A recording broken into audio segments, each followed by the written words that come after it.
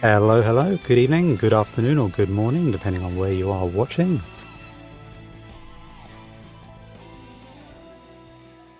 You are watching Questing for Glory, Hope and Healing.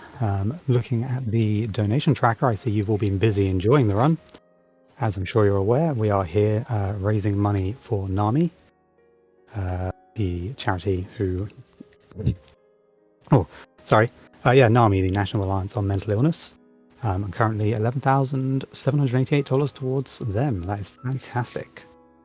Anyway, we are here now. We've got a Disgaea 4 complete run coming up, being run by GreenZSaber. Before we begin, I will just remind you that we have got a bunch of prizes and incentives going on during this run. For this run, you have managed to fund the God Ending fight, which we're all excited to see, but we still have to fund the Baal fight. He is the optional super boss that comes in on various games. We are $213 towards the $300 needed to see him be beaten, so get your donations in for that. And we are woefully behind on the max damage showcase. $40 towards the $300. 18 digits of damage. That's right, over 100 quadrillion damage can be done in this game. And if you want to see that, you've got about 2 hours to get $260 in towards that. Good thing about donating to this is that there is a fantastic prize going out through this run. We've got a Valvatores plush that has been donated by Plush Mayhem. Go check it out on Twitter, @PlushMayhem. $20 donation gets you in for it. And I've got to say, it is an absolutely fantastic plush toy. It's adorable, and I guarantee if you go and check it out on Twitter, you will want to donate for it.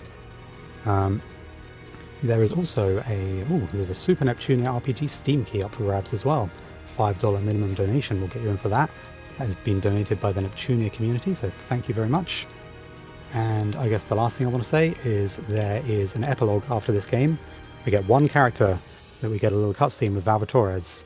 At the moment, Fenric is in the lead, and in fact, he is the only person to receive bids. I think people should start looking at the alternatives there, because Desco, I think, is the one who needs to be pushed here. But, you know, there are other options as well. Pretty easy to get your favourite into the lead. So, with that said, I will waste no more of your time. Here comes GreenZSaber, ready to start the run. Step on up. Okay, hello everybody at Questing for Glory. I'm GreenZSaber, and with me is my co-commentator and Nocturne Runner, Pink Pajamas. Hello there. I'm Pink Pajamas. I just woke up. And he also used to run the PS3 original version of this game, so he knows quite a bit about this game. Yeah. Alright, so for those of you who don't know what Disgaea is, it's a grid-based tactics RPG from Nipponichi Software, and it's been going on for a little over 15 years now.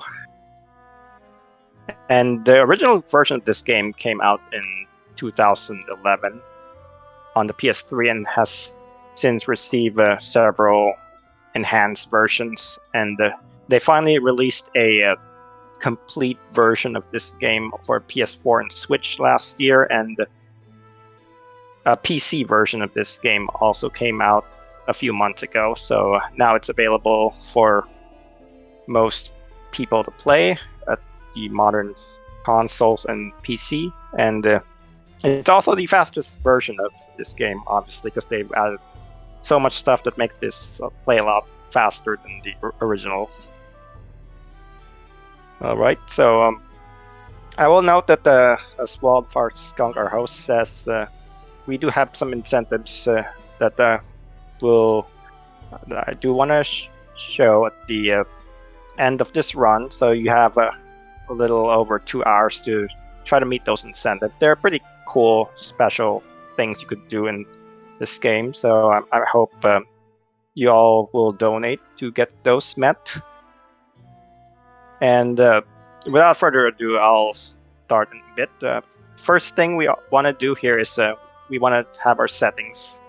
This will allow me to play the game as fast as the game will allow me to. And also, I need to input this little in-game code. I call the tutorial skip code. This will allow me to skip all of the tutorial segment in the game, and it'll unlock stuff somewhat early. So, for the record, I usually the other Disgaea game I run 5. I tend to play in English, but I decided to mix it up a little bit. So for this run, I'm gonna be playing in Japanese.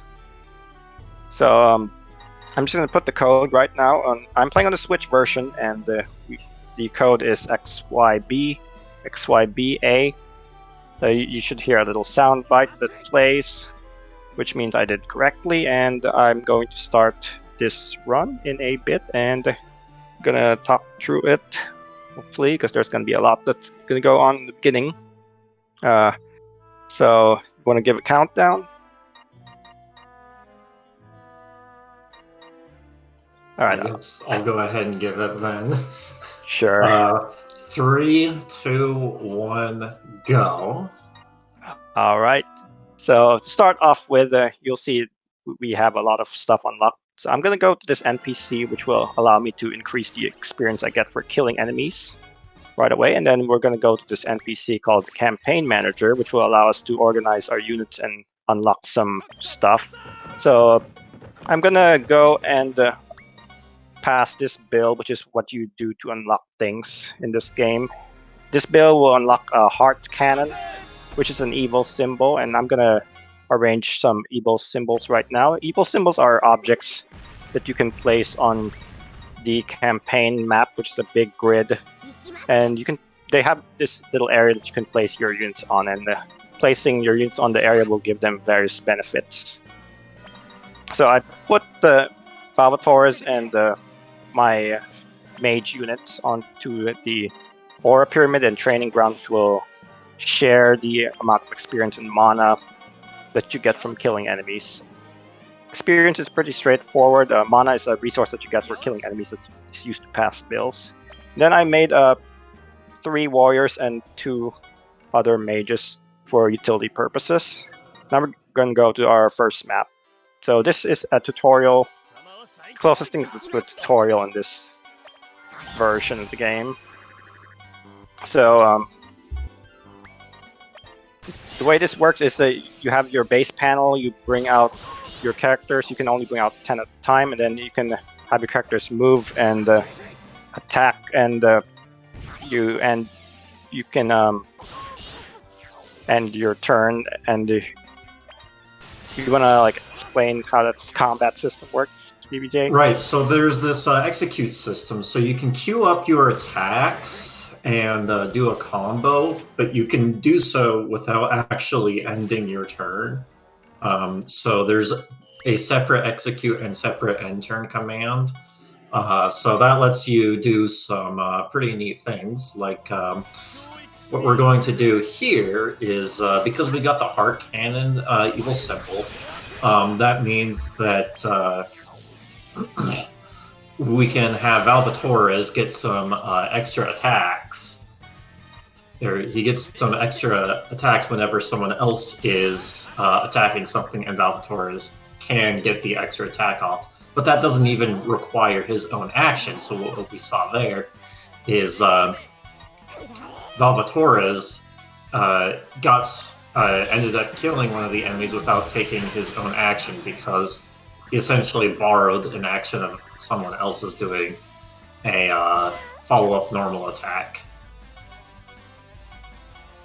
Yeah, since we use the tutorial skip code, we start out fairly weak, and we will have to make up the levels somewhere. And the heart cannon allows us to defeat enemies that would usually take several turns to defeat in one turn. And here we get introduced to geo blocks and geo effects. Alright, so at the very beginning, we want to get rid of this yellow block too, that gives a plus 50% defense increase, and that's to all damage, not just physical. So you can see those green panels on the ground. Any of the blocks that are on the green panels, the effect that those blocks give are going to be given to all of the everyone who's on the panels. So we could throw some of the other blocks onto the green panels to give the effect, but because we're both going to be we're going to have friendly units on the panels and enemy units on the panels, kind of don't really want anything, because anything we put that will buff us is also going to buff them, and so on. Right, we just want to kill enemies as quickly as possible. So anything that hinders that is we don't want to deal with. And then this map we get introduced to geo chains.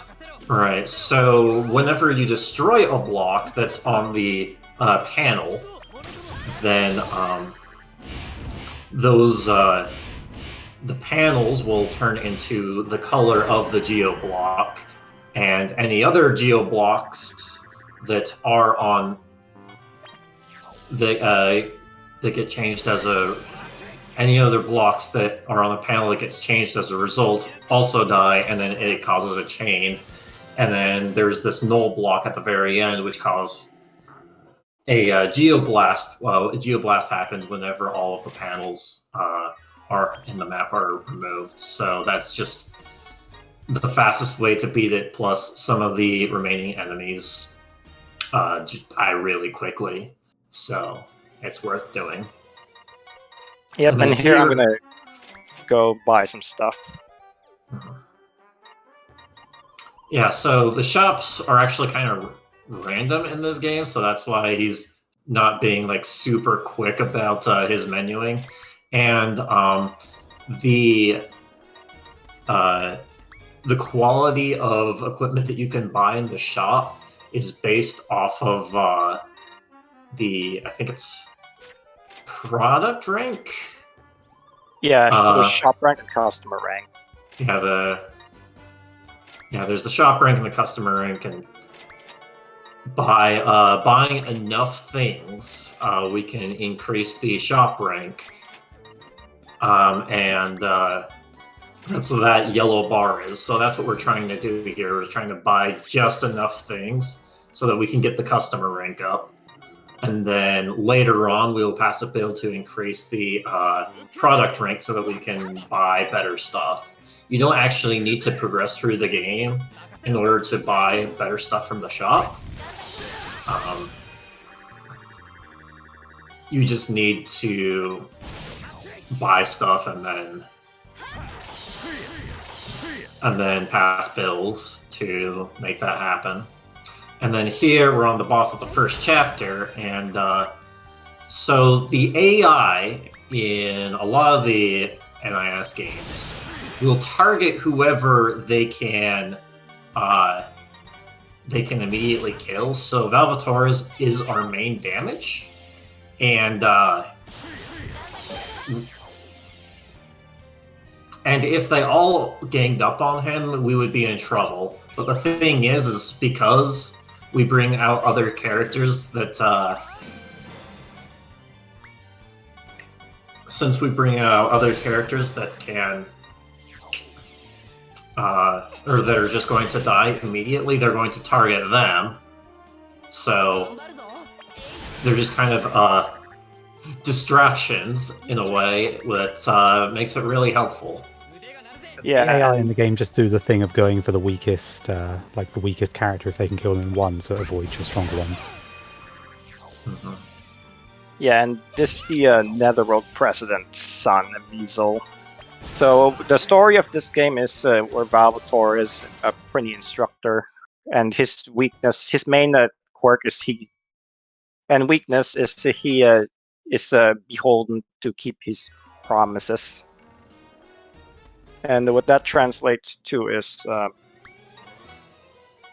he made a promise to some Prinnies, but the corruptorment, or this Netherworld's government, they want to get rid of the Prinnies, so he can't keep his promise. So he's angry at the corruptorment, and he's basically rebelling against them.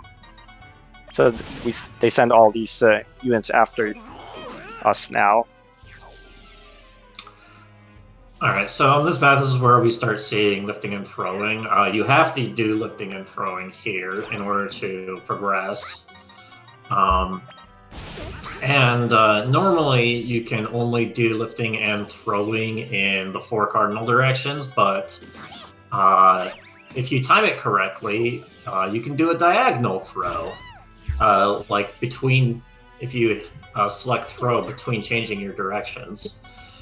And in later Disgaea games, they just straight up let you throw diagonally without having to do any trick. And also to note, in this entire episode, we have a lot of enemies that are weak to fire, which is what makes these, or what makes having a fire mage super, super helpful. Yep, and these slimes are very resistant to physical attacks, but they're very weak to magic, so that's why we want to use our red skull here to take them out. And we'll be using Valvators in our red skull a lot more in this episode. Yeah, you're supposed to do like this block throwing to get rid of the geo blocks, but you can just ignore those puzzles with some diagonal throwing. Okay, so here's an interesting map with the geo effects. So there's a couple effects, HP, SP switch, and no range. So I'm gonna throw this block, the green block, onto the green area, which will give the green area both an HP, SP switch and no range. HP, SP switch just means you take SP damage, and if your SP drops to 0 when you're damaged, you will die. So, and enemies or units in general in these games have a lot more HP than SP, so this effectively cuts their HP by half. Yeah, most of them, except the ones that are already there on the left, that naturally, or that start with the HP SP switch.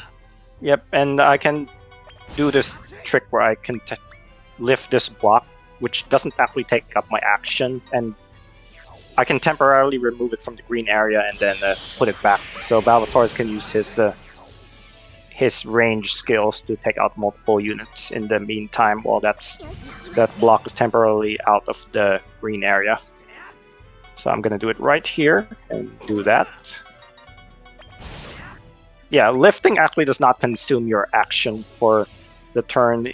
It's only if you throw something that it counts towards your action. So that's why you can do that.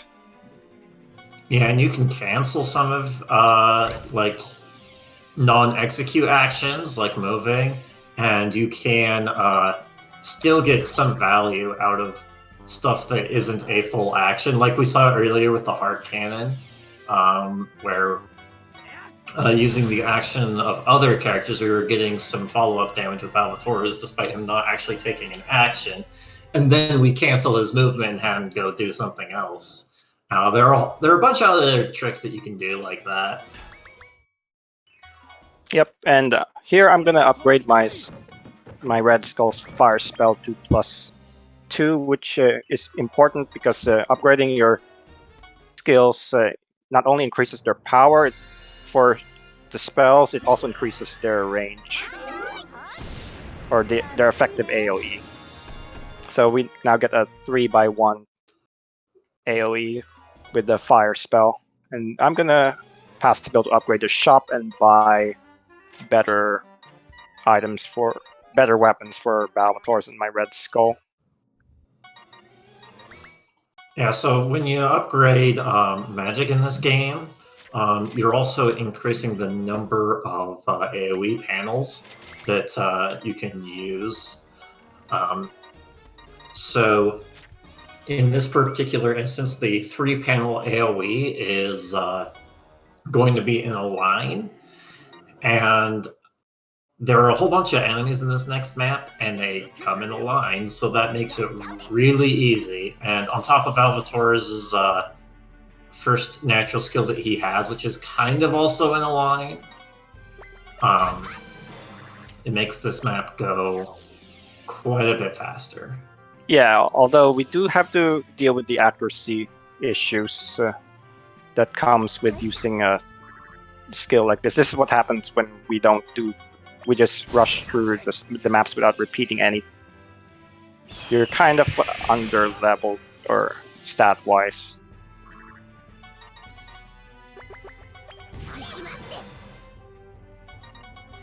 Yeah, and then the 2-panel AoE is actually a diagonal instead of a line, and it was pretty good there. Yeah, it worked out just fine for that. And then the next map is, we're gonna see more of that. So I to note, you don't actually recover HP or SP immediately. You have to go to the hospital NPC to heal it back up to full. So I will do that every now and then. So this map has a disperse damage effect, which is given by the green block. I'm gonna throw it to this yellow area, and what that does is if I damage an enemy that's on the yellow tiles, the damage is gonna spread to every other enemy that's on the tiles. So I can just throw some of the enemies onto the yellow tiles and then attack them, and eventually I should be able to kill everything on the other side without ever having to move there. Everything except for the boss, who just happens to have more than enough HP to kill with dispersed damage, but that's fine. Well, this is why I wait till the third turn to take out this zombie, because I can combo him with Valvators and my Red Skull. So that should kill the boss. Just like that. Oh. And then here we will get to the probably one of the most dangerous maps in the run. Oh boy, the war panel map? Yeah, this one. Yep. And la la la. La la la la. I do like the la la la's that show up, but yeah, this map is pretty annoying. So there, pretty much almost the entire map is on these blue panels that has this warp effect. So at the end of every turn, everyone's going to be shuffled on those blue panels. Everyone's going to be shuffled and warped to a random location. The very first turn, though, we're going to add the enemy weaken effect, just so we don't take as much damage ourselves. Yep. And you might be wondering, why don't you just get rid of the warp? The answer is we can't, at least not right away, because the enemies here are very aggressive, unlike most stages where they wait until you come to their area. And so they're gonna just rush towards you, and then they'll likely kill you if you. Yeah, it's actually not faster to get rid of the warp panel, as annoying as it is. It's pretty dangerous if you let the warp effect go away. That's the main thing. Alright, so I'm just gonna make sure I try to kill at least 1 or 2 enemies each turn, and hope for the best. That's what it boils down to. So I'm gonna just try to exploit the hard cannon as much as possible here by using my range units to attack the enemies, so that Baal can get as much hits in as possible. So yeah, Fuka, the boss of this map, actually resists all special attacks, which is what most of your damage comes from, that I guess isn't the hard cannon. So right. And she's also just straight up pretty tanky, so she'll take a little bit to kill. Yep. And Fuka in this game, she's a girl who died, and she was supposed to become a Prinny, but they didn't have enough Prinny skins, so she looks like that. They just gave her a Prinny hat. Good enough. You also get some sweet music, so although this map takes a bit of time, you get this fantastic soundtrack to it. Yeah, so to beat Fuka the fastest, I just have to use regular attacks on her. Unfortunately, I did not have enough characters to to kill her outright with the hard cannon. But I can Also, finish her off this turn with Baal Torres. So just like that. And then when you have whittled down the enemy forces, then you can get rid of the warp effect. Just because you won't have to deal with as many dangerous enemies. whilst you Although, finish this off, can I read a couple of donations out? Yeah, sure. Excellent. Well, we have pretty quickly after the run started, we finished that Fight Baal donation. We had Pivy donate $20 saying, got my eyes on that Valvatores plush. Thanks for the run, dude. And that was quickly followed by Wells, who finished off with the last $67, just saying, fight Baal. Oh, we will. Anonymous donated $30 saying, just stumbled upon Questing for Glory and happy to donate to some amazing games, awesome runners, and an outstanding cause. Thanks to everyone for putting it on. And we have had a bid towards another character for the epilogue.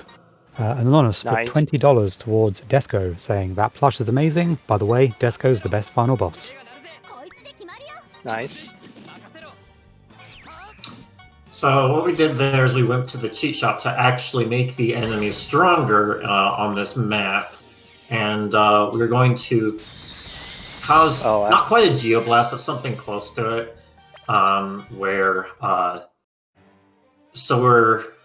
We have to retry. Something bad happened. So yeah, the red slime got cloned. That's the one thing I don't want to get cloned.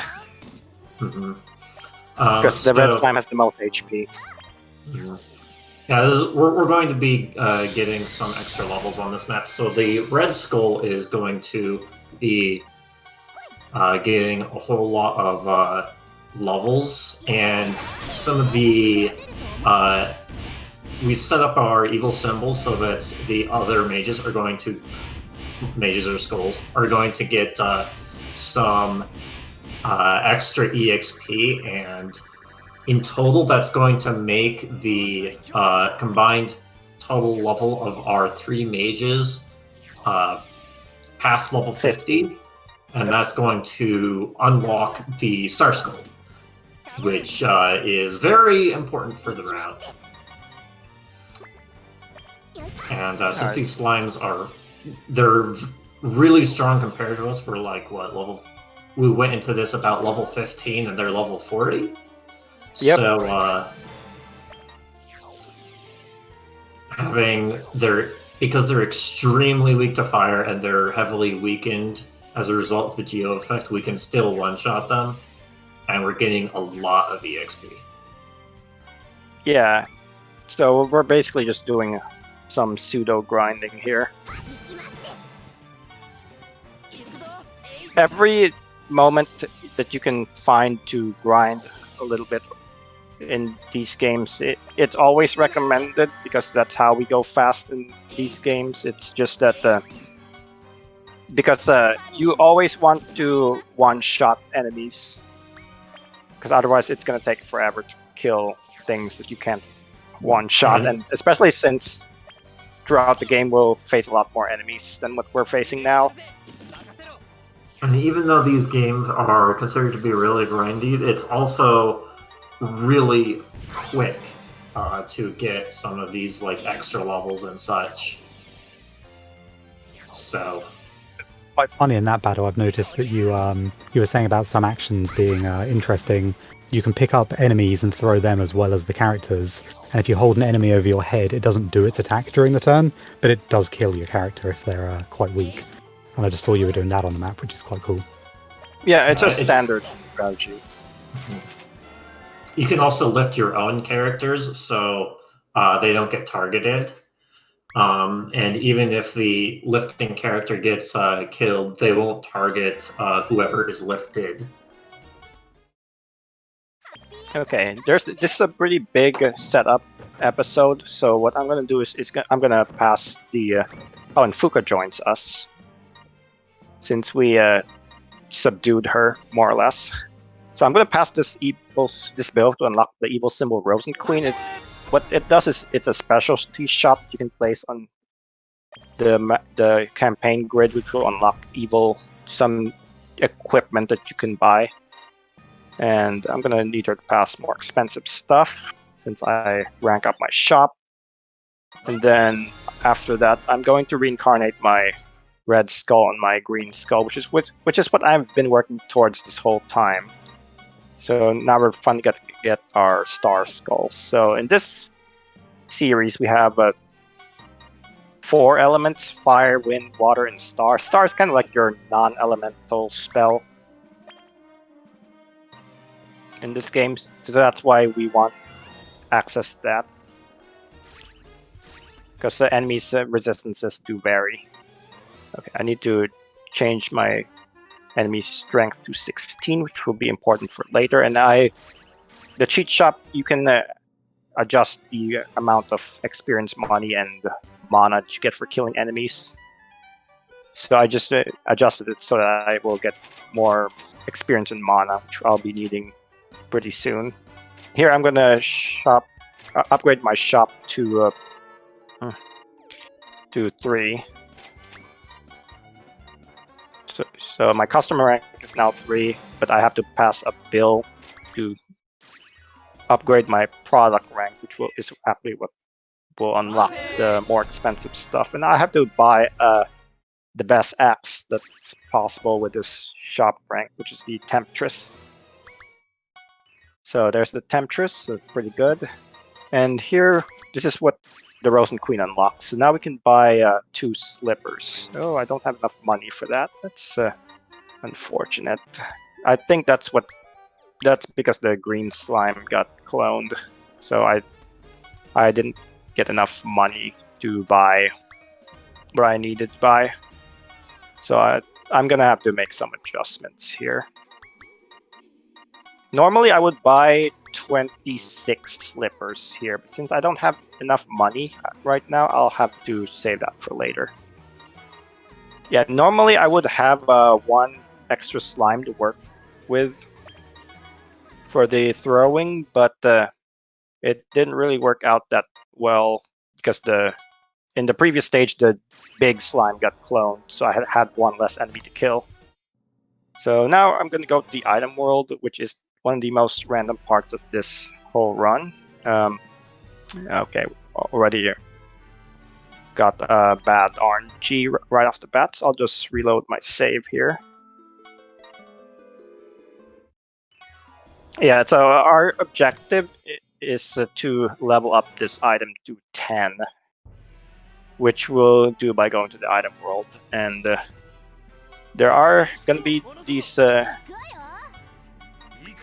level up an item, you just need to have an ally reach the orange portal. However, there might be some enemies standing on top of them, called gatekeepers, which you have to move. Yeah, the item world is a very randomly generated area, and we just want to get through. Later on, we're going to be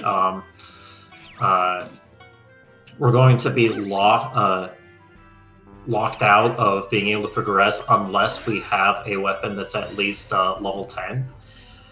Yep. So we are going to go through the item world in a pretty good weapon, like the best weapon that we can buy. Oh, that's annoying. Well, I made it work. Yeah. So we're just gonna go ahead and do that now, and whenever there's a gate guardian, we don't actually need to kill the enemies, we just need to get through the floor. Whenever there's a gate guardian, we can't lift it, but we can push it with a triple strike, which works if the gate is not in some kind of corner. Yep. Which is a lot more common than you would think. Yeah, for some reason in Disgaea 4, it's super common to see gates in the corner. Yeah, there was one right there on the previous map. But on every 5th floor, there's 2 options that you can pick. I just happened to pick the one that didn't have a gatekeeper in it. Yeah, it's so easy to lose PB attempt when you do this section. Just because the RNG can be a fickle mistress. Okay, there's another one that's in the corner, so I have to use Mr. Genesee exit to escape the item and re-roll the floor whenever I get one of those gatekeeper. Yeah, fortunately, And here's they another give one. you 5 Gensees at the very beginning. Otherwise, this would be a super big pain to do. Yep, I'm gonna make a save just in case it doesn't work out. Yeah, like I said, it's a lot more common in this game than you would think, and I'm showing that right now. Oh, there's a chest in there. It's unfortunate. I'll have to lift that chest first before I can move Fenric Gate. We could get something out of that chest by destroying it, but we just want to get through. Yeah, and I also buffed up the enemy levels as well, so I can't actually kill anything in here. Because I will need the enemy strength to 16 stars for the next step. And plus, even if I lower the difficulty of the enemies, I would not be able to one-shot them anyways, because it's a fairly high-level item for the point we're at in the game. So that's why I just decided to buff up the enemy levels. But we're on the 10th floor, so we just need to get to the exit, and we'll be done with this item world. This is the first and the last time we'll take a visit here. Okay, so since I didn't get to buy some shoes earlier, I will need to go buy some now. Hopefully I've got enough money. Yep. I don't want to sell the one I just leveled up. I'm going to equip that to Valvators in case I accidentally sell it. Okay, so I'll just sell everything here, and then I'll buy my slippers now. I bought 2 before, so I just need to buy... I'm an 8 now. So that's 10.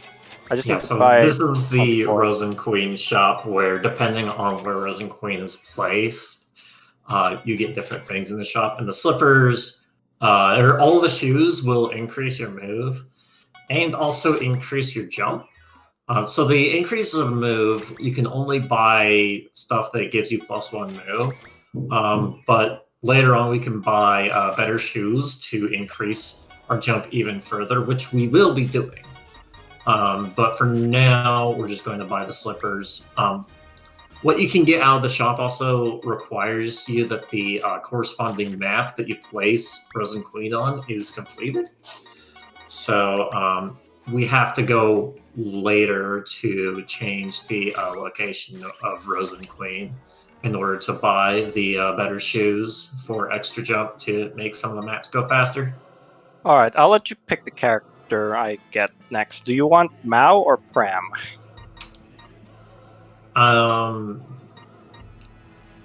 We'd rather like chat decide. Can you do any of the others first? I have to do Mao or Pram first. Alright. We saw Mao, so we'll go Mao. Okay, sure. So what I'm doing right now is recruiting these extra characters. This is also a side effect of using the tutorial skip code. It'll allow you to fight these formerly DLC characters. And they have a unique level with the cheat shop settings right now, 99. Right, so level 99 is a unique level.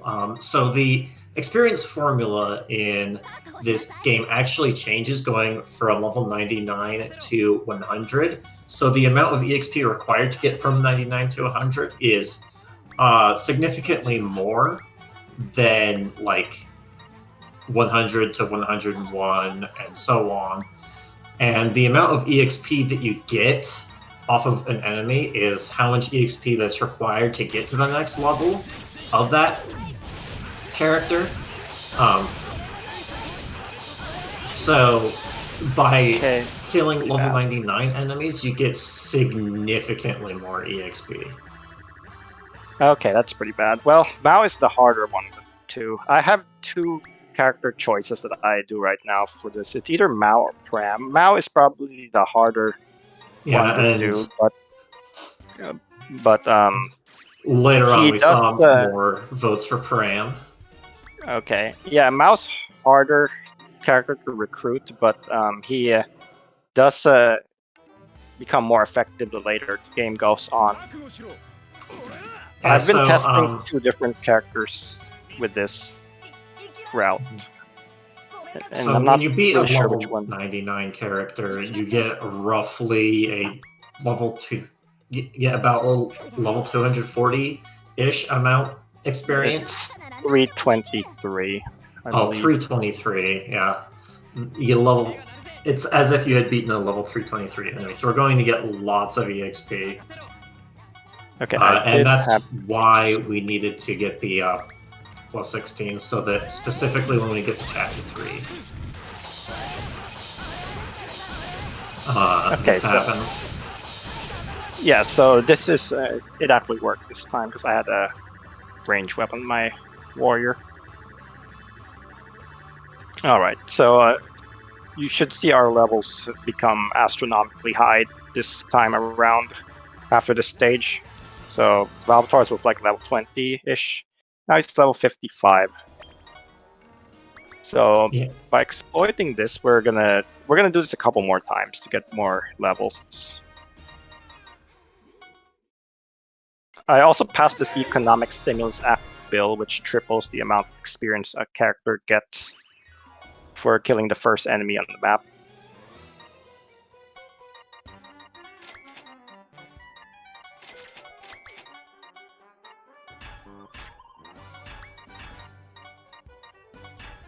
Alright, and then I'm gonna make sure swap the positions of my 2 skulls. So then, this is a recent change I made to this route. I am gonna go recruit the God of Destruction to our party. This is Gig, he's from Soul Nomad. You can't lift Gig, so I have to do this strategy where I wait a couple turns in the corner for him to come closer to us.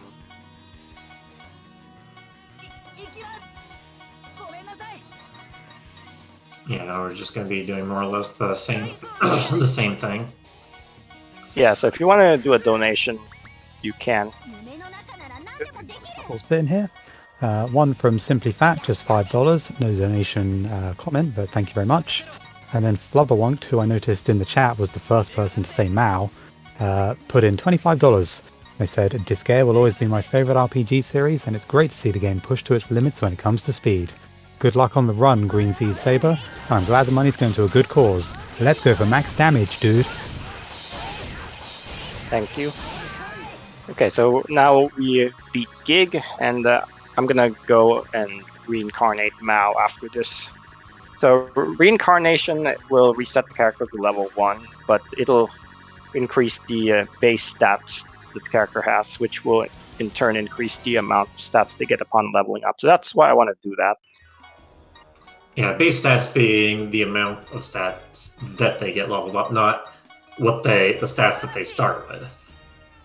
I mean, kind of that way, but every level up they get that many stats, and then by doing a reincarnation from higher levels back down to level 1 is going to increase that higher and higher. Yep. Now, the important thing about Gig is that he's a monster character. So and monster characters have this thing that they call magic change, where a monster character can essentially combine with a human character to become the weapon of the human character, which I'm going to do with Gig and Valvator's. And the benefit for that is they'll get the full experience of the human character. So I just have to beat this character here, Planaire, which is the mascot of the artist of the series. Now, the reason we want her is because just by having her on the map, your units will get a 10% stat buff, which is obviously nice. It's free stats, so I can't say no to free stat. And she also has a very high base movement, which we'll see in a bit. Alright, so we're done with our first grind, our first major grind. You'll see our characters have a very high level at this point. Val's already level 91 after a few minutes of grinding, and our Star Skull's already a fairly high level as well. So that's the power of doing this grind here. I'll just rearrange my party members for easier access. Then I'm gonna sell this stuff that I got, except for the slippers, because we still need slippers. And I will equip slippers onto my other characters. Now, Plenaire also needs some. Okay, I'm gonna also buy some staves for my characters, mainly the Star Skulls and Mal. So they're gonna be maining magic for this. And now Mal needs one as well. He needs it the most. Nice thing about Star Magic is that we don't have to worry about resistances, and because we did the grind, we're significantly more powerful. So we don't need to worry, or we can still kill it even though we're not hitting weaknesses. I'm going to interrupt for a second. I've just noticed we've just passed the $12,000 mark. $12,180 now donated. Very good job, everyone. Nice. That was pushed over by Fascinated Box. Donated $225. No comment, unfortunately, but thank you very much. That's fantastic. Nice. Very nice. Thank you for your donations. So I upgraded my star spells for my mages, and now we can actually go through the story. So since we are very high level compared to the enemies, everything is going to be dying in one hit, more or less. At least at this point in the story. So the nice benefit about doing this grinding is that Baal will have access to all of his skills. And you saw that one right there, Tank Flugud, which is his best skill. It's got an 8-panel AoE, so that's a very nice skill to have this early in the game. And but most of these stages we're just gonna be blasting enemies with our AoEs, and just doing it pretty quickly, because the game essentially just you can go pretty fast in this game, the inputs. However, enemies in this game are very random, and the only Disgaea game where the enemies aren't as sporadic in their movements is 5. But in this game, enemies just decide to do whatever they want. And as far as the story goes, I did say we're rebelling against the Netherworld, or the Corrupt Tournament, which is the government of this world. We're now in this prison area, where I believe we are trying to... the Corrupt Tournament has this like secret weapon that they're trying to unleash upon us, and we're trying to see what that is and try to put a stop to it.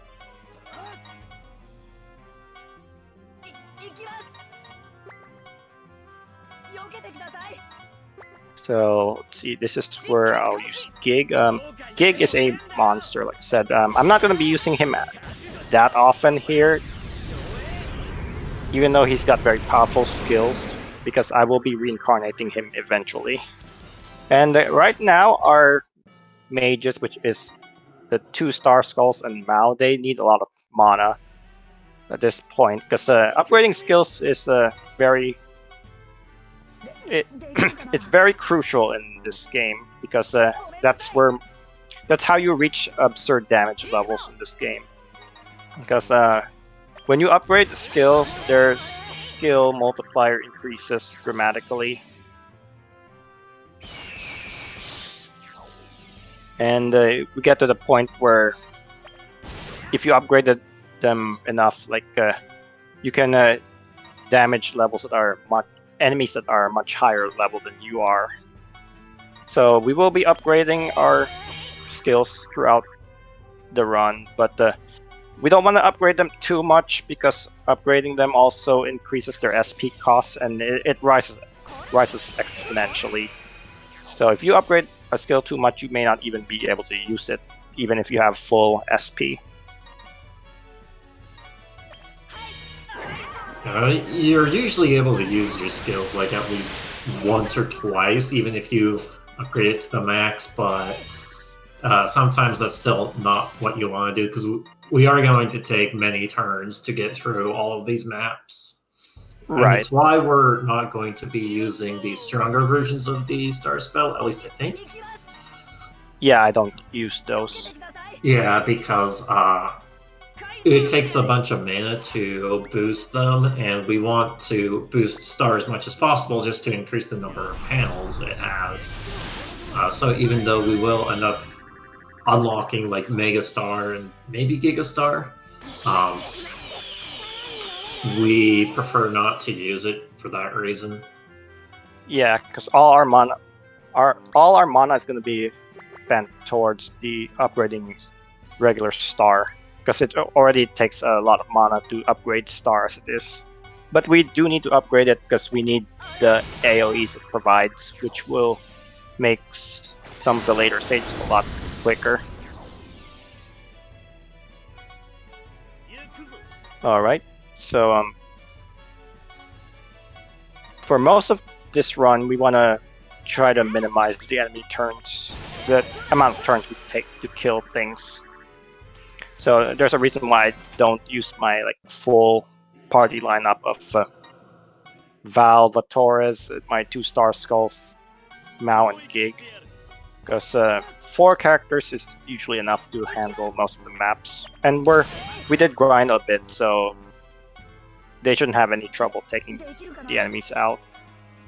Yeah, it turns out that with a bunch of these runs, that even if you have like the best lineup, it turns out about 4 characters is optimal, or roughly 4 characters is optimal to use.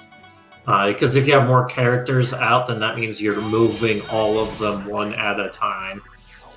And it's not very fast, but if you only have 1 character, you're only killing enemies 1 per turn. So it turns out the best balance is just 4. Yep. And the turn transitions take a while in this game, as you might have noticed. So I'm going to upgrade my skills, and we're gonna face the weapon that the Corruptionment has sealed, which is a final boss. So this map is one of the more oddball ones, because normally to clear maps in this game you have to kill all the enemies, but there are some maps where you just have to kill 1 target and you win. This is one of them. So we just need to get to the target, which is obviously in that sealed area, and we just use 1 upgraded Tyrant Fluid and you win. So that was the final boss. Except it's only a final boss in name. It's actually not fully developed. So her name is Desco, and since she's a final boss in training, she decides to join you because she wants to learn how to become a final boss since you managed to beat her. And now we come to what is probably the most tedious episode in this game. So not a lot of people run this game, and this episode is probably the one reason why I would point out as to why people don't really run this game. What do you think about this episode, PBJ? It sucks. So the all of the ninjas that you see there, who are office workers, they're called office workers. Whenever you attack them from the front, they have a 50% evasion. So you can miss a whole lot of your attacks, and you have to move in specific ways to make that happen. But that's not the worst part. The worst part is the third map in this episode. It's the third one, right? Yes, I have aptly nicknamed it the worst stage ever, which is true. It is the most tedious stage in any of the Disgaea games, without a doubt. Yeah. So what makes that stage so bad is that it's very large and wide, and then there are a bunch of enemies on top of geoblocks that provide invincibility. And because they're on enough geoblocks, you can't lift them off of it. So the only way to progress through the map is to lift up the blocks of the same color to throw them to remove the blocks. And because the map is so large, you have to spend like, I don't know, 8 turns to complete the map. And it doesn't matter how strong you are, you have to do it that way. Yeah, and here's the map in question. And it just takes forever. Yeah, and there's 2 different paths that you have to do. Because you have to beat all of the enemies.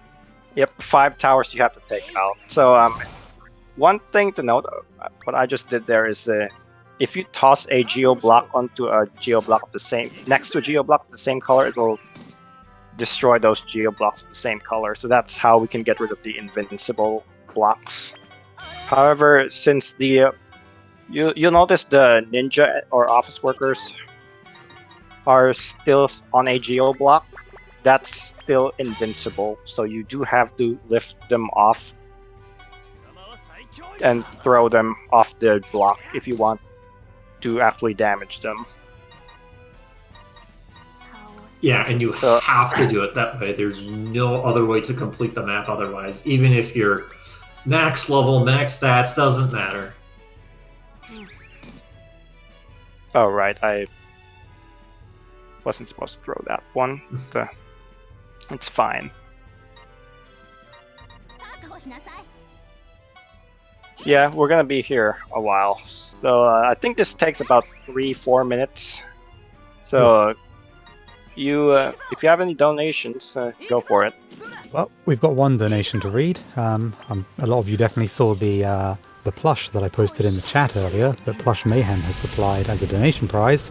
Well, Plush Mayhem has also donated $25, saying, "Been looking forward to this run all year. Go GreenZSaber."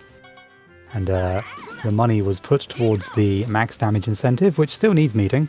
So, if you want to see quadrillions of damage being done to enemies later in the run, get the money in for that now. Also, Fenric is now more in the lead because some of the donation went towards Fenric being the final epilogue. Okay. That is going to get cut off at the end of episode 5, or about like 5 minutes after the end of episode 5, just a heads up. How far away roughly is that? Maybe about 10 minutes. Yeah, this is episode 4. Well, so you heard it, everyone. You've got about 10 minutes if you want to snipe who is going to get the epilogue at the end of the game. Fenric is in the lead at the moment, only on $40. Trailing behind is Desco on 20, and then none of the other characters have got any donations at the moment, so all is to play for. You can get in and make the difference. Yeah, as far as the fan favorites go, I think Desco and Fenric are big ones for this game. I would be surprised if anybody donated towards the... Well, Fuka's cool also, but does Baal really like her, though? That's the thing. No one likes Emizel. Yeah, he's just voting for there.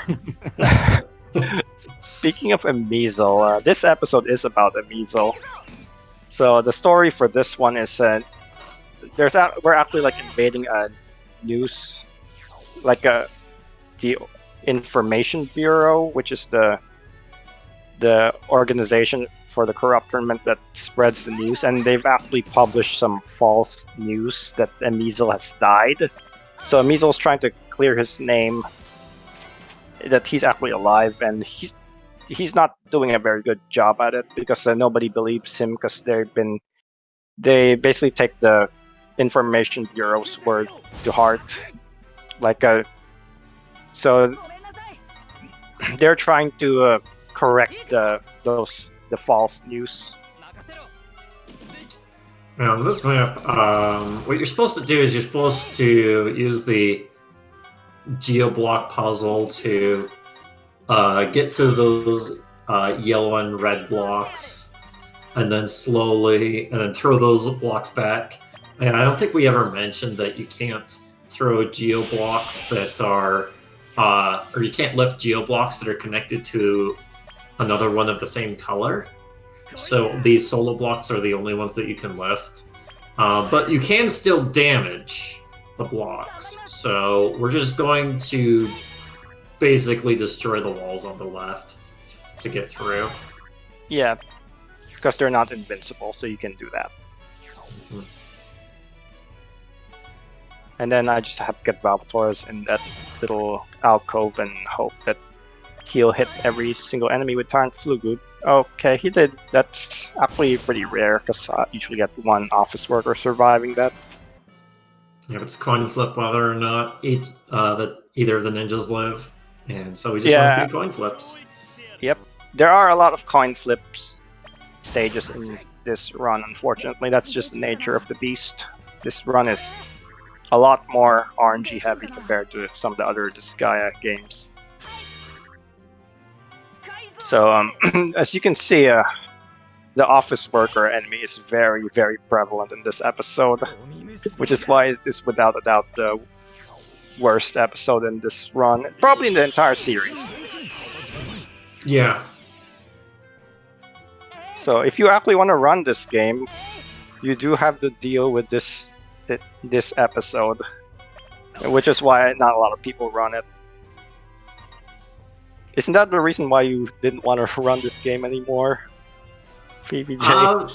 That and the PS3 version ends up just being a giant script, like a 4-hour scripted just playthrough. So you just do all of your actions the same way every time, except for this map where sometimes you just miss a whole bunch. And that's about kind of the extent of it. Is that because of all the extra quality of life features in the complete version? The grinding things that we do here is not available in PS3 version, like the extra characters that you get. So you can complete the entire thing without grinding, but it's actually slower. You just end up using more of the story characters, more of their base stuff, and do a whole lot more lifting and throwing. And well, it was kind of fun to route it out, to make each map figure out the fastest way to beat each map. The thing is once you've done that, you just do the same thing over and over for every attempt. Yeah, and you have to deal with episode 4 as well. Mm-hmm. Yeah, most of the RNG is just in this episode. Yep, we'll see a few stages with RNG as well, but not as bad as this, that's for sure. It's strange, because I'd have thought that the item world sounds like the place that would have had the most. It's weird to think that a story map, or story maps, I should say, end up being the worst parts of the game. Well, item world is still pretty bad RNG-wise, but this stage is definitely on tops the list for like the story maps. I think for some reason in the complete version, you have a higher chance of corner guardians or gate guardians in the corners. In the PS3 version, that was pretty rare. So it was just like, oh, you get through 10 floors, you're done. And it wasn't that much of an issue. You just go straight through, and that's it. Yep. So, yeah, there is some RNG there, but you would end up being like plus minus a minute, which it really isn't all that much. So I'm gonna grab an extra character, Marona, here.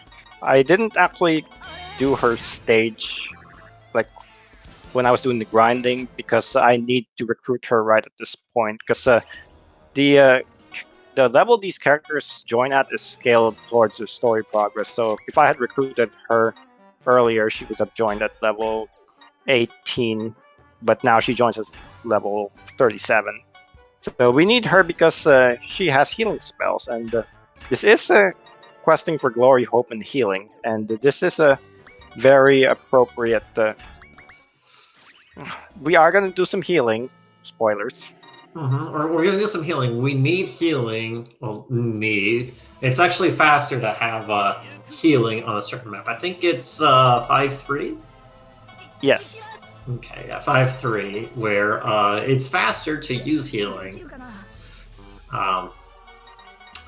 So there's a unique geo effect in this game that we'll see one more time later.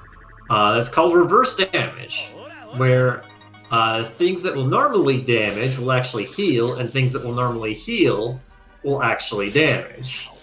And instead of lifting the enemies off of those geo panels,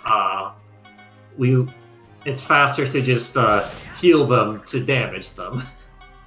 So that's why, even though we're really strong right now, we didn't have any healing skills. So that's our. So we had to recruit someone else who can heal. And in the PS3 version, you just had to lift them one at a time. Yeah, at least in the PS3 character run. The character that learns healing actually joins after this stage or this episode. Yep. And here's the grind map that we will see later, but not quite a bit now. We're just going to get through it. By the way, the cockatrices over there on the left, you cannot use special skills if you're next to them. It's kind of like a mute effect if you're right next to a cockatrice. And that's also in Disgaea 2 and 3. I forget if they're in any of the other ones. I don't think they're in D2. They're definitely not in 5. I know that much. But here's the stage with the reverse damage. So this is where we need Marona. All of those enemies that are on increased elevation are on reverse damage tiles. Yep. And I could have upgraded my heal to +5 to give it a plus shape, but it's not going to one-shot the cockatrices, so I just do it this way. Just get rid of all the non-cockatrice enemies, and then eventually, after a few turns have passed, the cockatrices will move on their own. So they may drop down they may leave the reverse damage area, so I can get rid of them with regular skills. Okay, they did just that, so I can finally finish them off without having to heal them to death.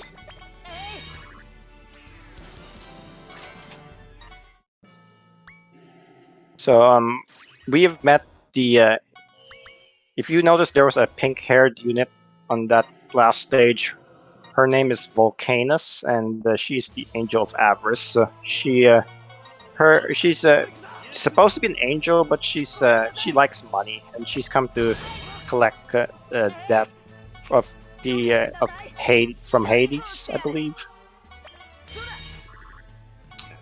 So this map, all of the red panels are no ranged attacks. We can do ranged attacks from the base panel, and going on to any of these green panels, we can start using ranged attacks. But it's kind of annoying that way. But thankfully, Valvator's Bloody Hole is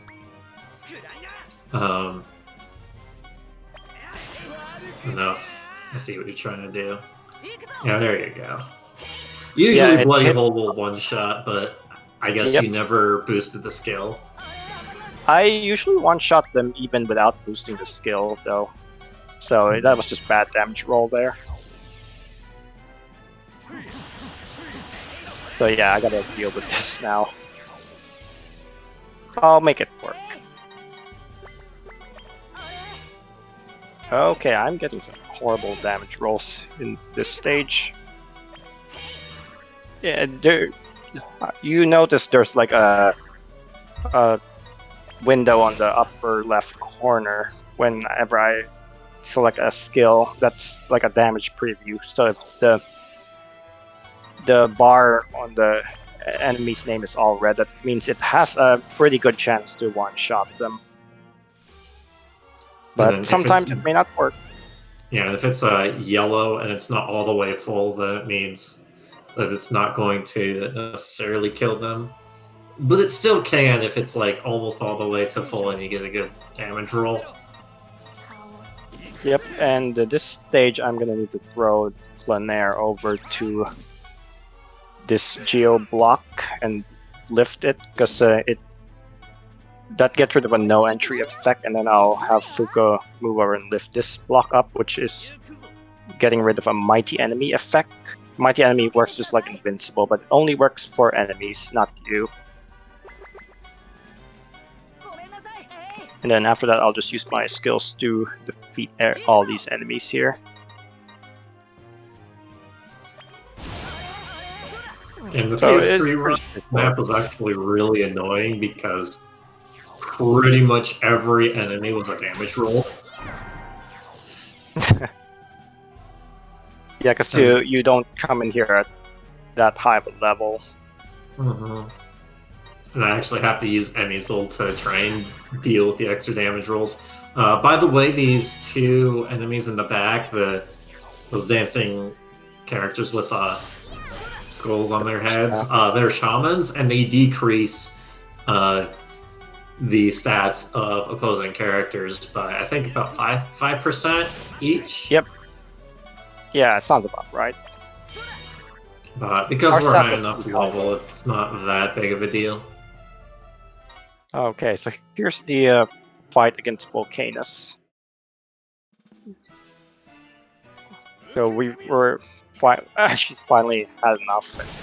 The party decided to challenge her, and she's guarded by a whole lot of Prinnies.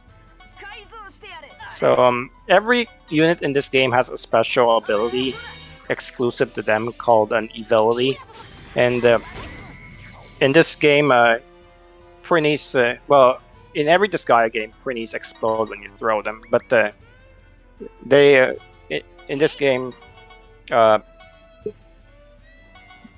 they explode when thrown because that's what their ability is.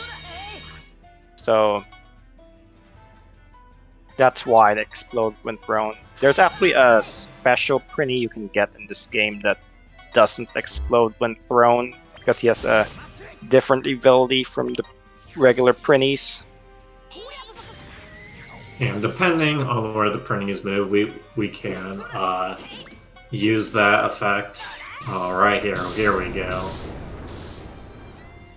Yeah, and a big chain explosion. And sometimes you get Prinnies that fuse into a larger Prinny. That's a mechanic monster units have called fusion. You can't actually lift those larger Prinnies. You can't lift large monsters, but they still explode to chain explosions. Yep, and so we've subdued Volcanus, and now she joins our party. We actually have to go in here to get her. So she's a pretty good unit, even though she joins pretty late in the game. She has the buff skills, Braveheart and Magic Boost, which boost attack and int, respectively. So I'm gonna upgrade those skills. I have to go back to that skill on PC. I'm gonna change the cheat shop settings so that I get max experience and mana. So I need Valvatore to learn Absorption, and then I believe that's it. Yeah. So I'm gonna do some setup here. I need to reincarnate my 2-star skulls, because we're going to be doing some more grinding, and it's actually more convenient to have your generic characters be monsters for the rest of the run because of magic change. Because if you remember magic change, if you magic change a monster onto a human, they'll get the same amount of experience. So that's what I'm trying to do here. And then I'll move this Rose and Queen which will give me access to better shoes later on. And then I'm gonna rearrange my party here so that we have a bunch of characters in certain positions. Actually, I need to delete Morona. Now that you've got actually Volcanus, does that mean that intentional. you have now cut off the donation incentive for the Epilogue? So I'm going to be grinding a bit here. So after this grind, you can cut off the incentive. Excellent. Well, you heard that, everybody. You've got a couple more minutes if you want anybody but Fenric to be winning, because Fenric is currently on $89.55, and no one else has got any more bids. Desco's Okay. on 20, and everyone else is on 0. So it's looking likely that Fenric's going to be the one, but you've got a few minutes to change it. This is about 5 minutes of grinding. Well, everything can change in 5 minutes, but if you're going to grind, I'll read out the donations that got us there. Right, Whitaker donated $20, saying, "All is for my lord," and hopefully that adorable plushie. Thank you very much for that. That went towards the big damage showcase and towards Fenric. And then Nom Nom Nami donated $44. Always happy to see someone show off my favorite game. Good luck on the run, dude. Well, enjoy it, because this will be the last time I show off this run for a charity, because I want to submit something else. Another Disgaea Okay, game? so I might look into Disgaea 6 next year. That's coming out pretty soon. I'll have another extreme max damage showcase, I'm sure. Yeah, we'll see what happens with that.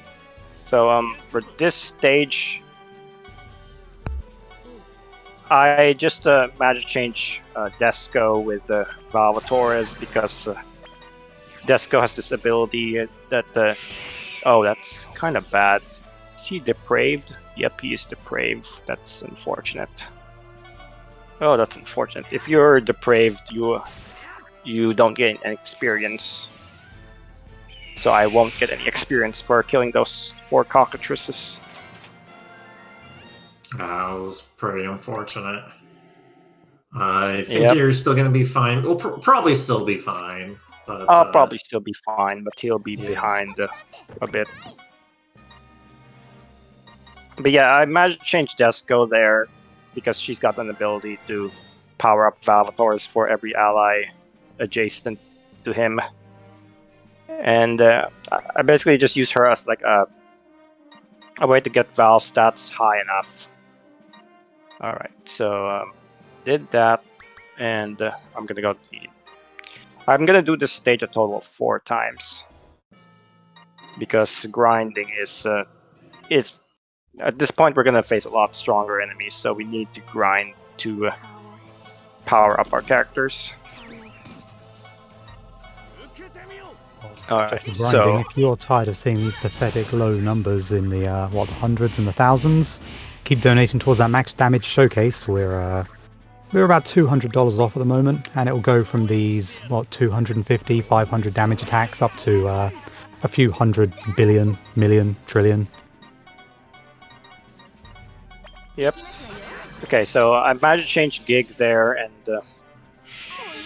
now I'm basically grinding Valvators and Gig right now. Oh, that cockatrice keeps moving. That's what threw me off the first time, and unfortunately it's happening again. That's like the worst thing that can happen when you're doing this grind, because normally what happens is the cockatrices will just stay in place, but sometimes one of them can just go move towards your characters and try to attack you, so that's unfortunate that it happened twice in a row. It's not that bad though, because you can't actually kill all 4 cockatrices in one attack, because we would need to be next to them to do that, and being next to them shuts off your skills. So even if they don't move, it takes an extra turn. But like you saw in their first attempt, they inflicted deprave on Valvatores, which that's a big problem if it does. You won't get any more experience, and may have to do another clear up this stage. So this time I've done 2 clears of this stage so far, so Valvator's is now high enough to take out these enemies with the Ghost as a magic change. Because I magic changed with Desco and Gig previously, and both of them magic changed into a sword.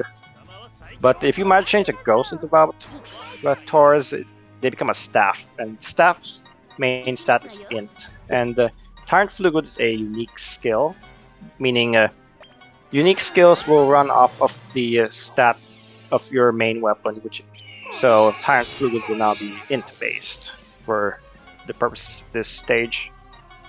And then we'll have to do another grind with the other Ghost as my magic change. So that's why. And we have been focusing on attack for Valvator's for most of this run, so his int isn't really that high. So that's why we needed to do those previous 2 clears with Gig and and Desco.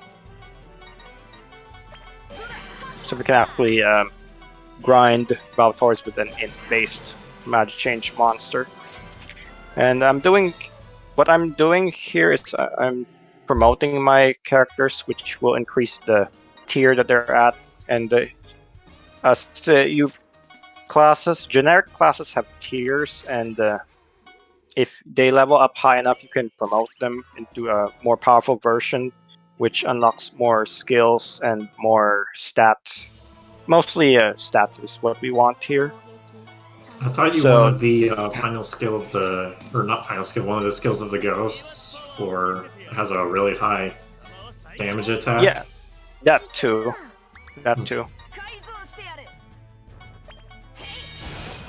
Yeah, it's like rank A, which doesn't sound that impressive, but considering that most of what we're doing is like E and even D, like E and D instead of in terms of damage ranks, I think a rank A skill is actually really strong.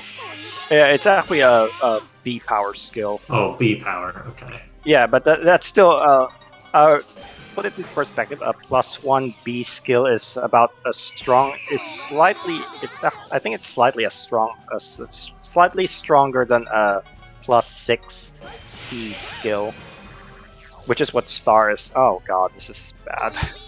We have the enemies moving out of formation. That's unfortunate. Yeah, that's 4 stages in a row that the cockroaches just move. That's really, really unfortunate. And then you saw if you spend a turn to kill them, that can happen. So now I have to spend 1 more turn to kill that stray enemy. Okay, but our grind is done, so I think we can cut off the incentive for the epilogue. Well, the epilogue incentive, let me just refresh the page. Yep, predictably, he has not fallen out of first place. It looks like we are going to be talking to Fenric at the end. $89.55. Alright, cool. Fenric's is actually a pretty easy one to do. Probably the easiest of the extra epilogues to get, other than the default one. So what I'm going to do here first is upgrade my shop rank by buying and selling a bunch of expensive stuff. And then I'll upgrade my product rank to 5, which will allow me to buy some important items.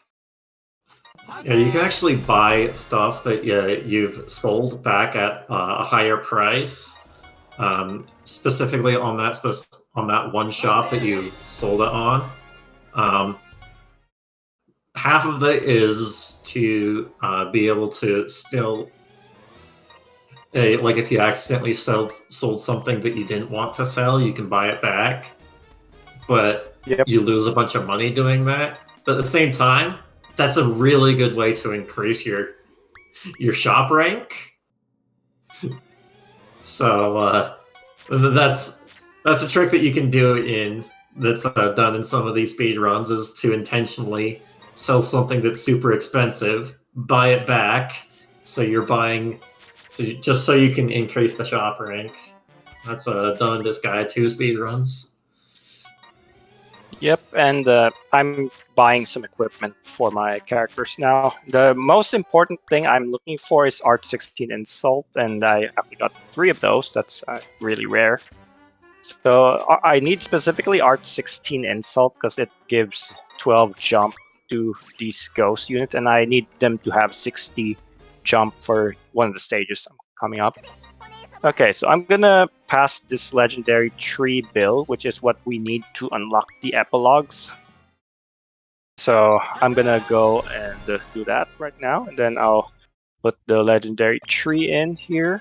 So the way the epilogues work is you have to have Valvators be the leader, and you have to put the character that you want the epilogue for in this area for the legendary tree. Then we gotta go here, and then we can set a relationship to them. And for Fenric, it's Comrade. So what I need to do is throughout. Oh, I need to upgrade my skills. So throughout the course of the remaining stages I have to do, I'm going to have Val do team attacks with Fenric. And I need to do it at least 10 times to unlock Fenric's epilogue. So, because what the legendary tree does is you form a relationship with the character, and then you have to build up that relationship. And then once that's done, you can unlock their epilogue. So team attacks are how you build up Val and Fenric's relationship. Okay, so I guess I need to put Fenric up here. Okay, so I'll just do this right now. I'll just keep working on these gradually.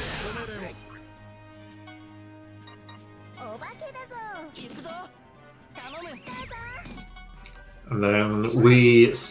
Oh, I right there we did something known as a Montos, where if you... So monsters can't actually lift, but starting Disgaea 3, you can throw onto monsters, and what they will do is they will toss. So they'll kind of, instead of lifting, they'll actually just immediately throw wherever they're facing, and how far they throw is based off of their throw stat. Yeah, basically, if you throw something on a monster, it will just bounce off of them. And we'll do later in this episode, we'll be doing that with a Prinny, because the Prinnings have a toss of 6, which is pretty good.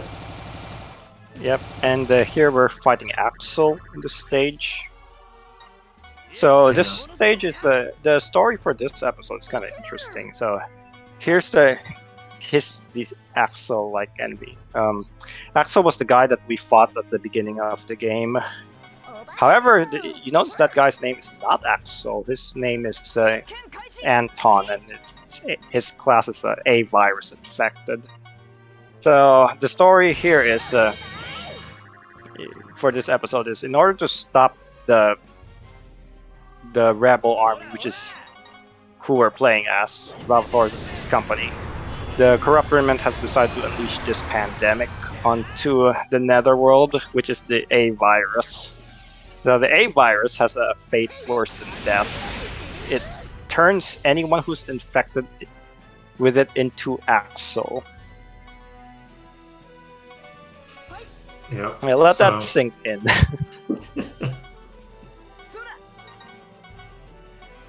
Yeah, it's ridiculous, but it is actually, it does actually work somehow, and we will see the effects of that in the next stage. Because there's one Axel right now, and we're gonna be fighting a lot more Axels. This stage actually has 3 of them.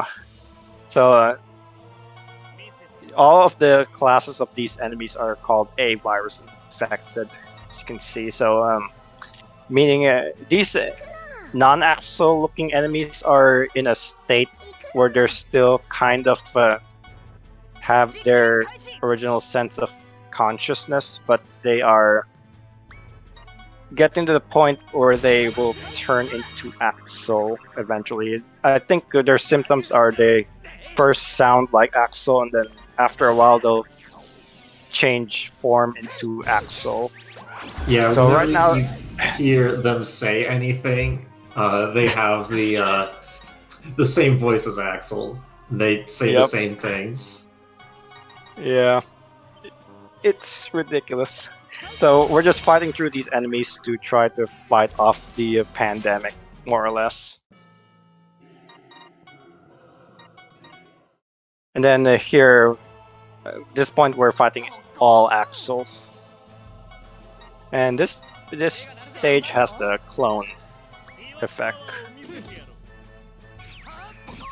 And then right here's there where we use the Prinny Toss. Yep.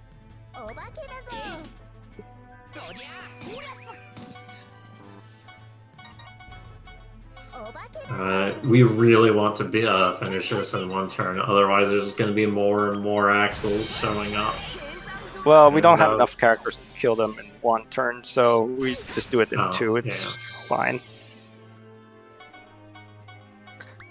So those Axels few line turns, up I should say. Yeah, you definitely want to minimize the amount of turns you take in this run. And then this stage we have the enemy base panels, which are those purple things that look like your base panel. If you end your turn, they'll spawn an enemy, but there are only 5 enemies in the stage, so we just need to kill them all. And we don't have to deal with the enemy base panels. This isn't the last time we'll see these, though. There are going to be some stages where we will have to put up with the enemy base panels and have them actually spawn units. It's just a constant spawner every turn of reinforcements. Yeah. If we're quick enough, we can just deal with it. And then here, at this point, we've unlocked the ability to buy Ninja Tabby, which is a shoe item with a slightly higher jump than the slippers. I need to buy 6 of these and equip them all to my ghosts. That'll give them 60 jump. Yes, we need 60 jump or higher for the next stage, because that's the minimum that we need to do the stage quickly, because we are dealing with a pretty tall cliff. Yeah, it's those cliffs. You're supposed to just like do these lifting and throwing things to slowly go up the cliffs, but because we have so much jump on our ghosts, we can just have them and climb the entire cliff. Yep. And you can't do this unless your jump is 60 or higher. And this also has the clone effect. That's why we don't want to do this stage in a couple turns. So with this setup, it's a guaranteed 2-turn clear no matter what. It's just that if the Axel spawns in the middle, like it just did there, you are gonna lose a little bit of time because you have to get that one of your ghosts up there. So now we're fighting the real Axel. Alongside a bunch of other chumps that are like, what, level 5 or something? Yeah, they're really low level. They're all level 5 there. It's ridiculous, but and then there's the real Axel, who doesn't like the fact that there are a whole bunch of people, or a bunch of his own clones. They're not gonna move for the first 2 turns, so we're just gonna use that to kill as many Axels, to wipe out all of the fake Axels. And then we'll take on the real one once all the fakes are gone.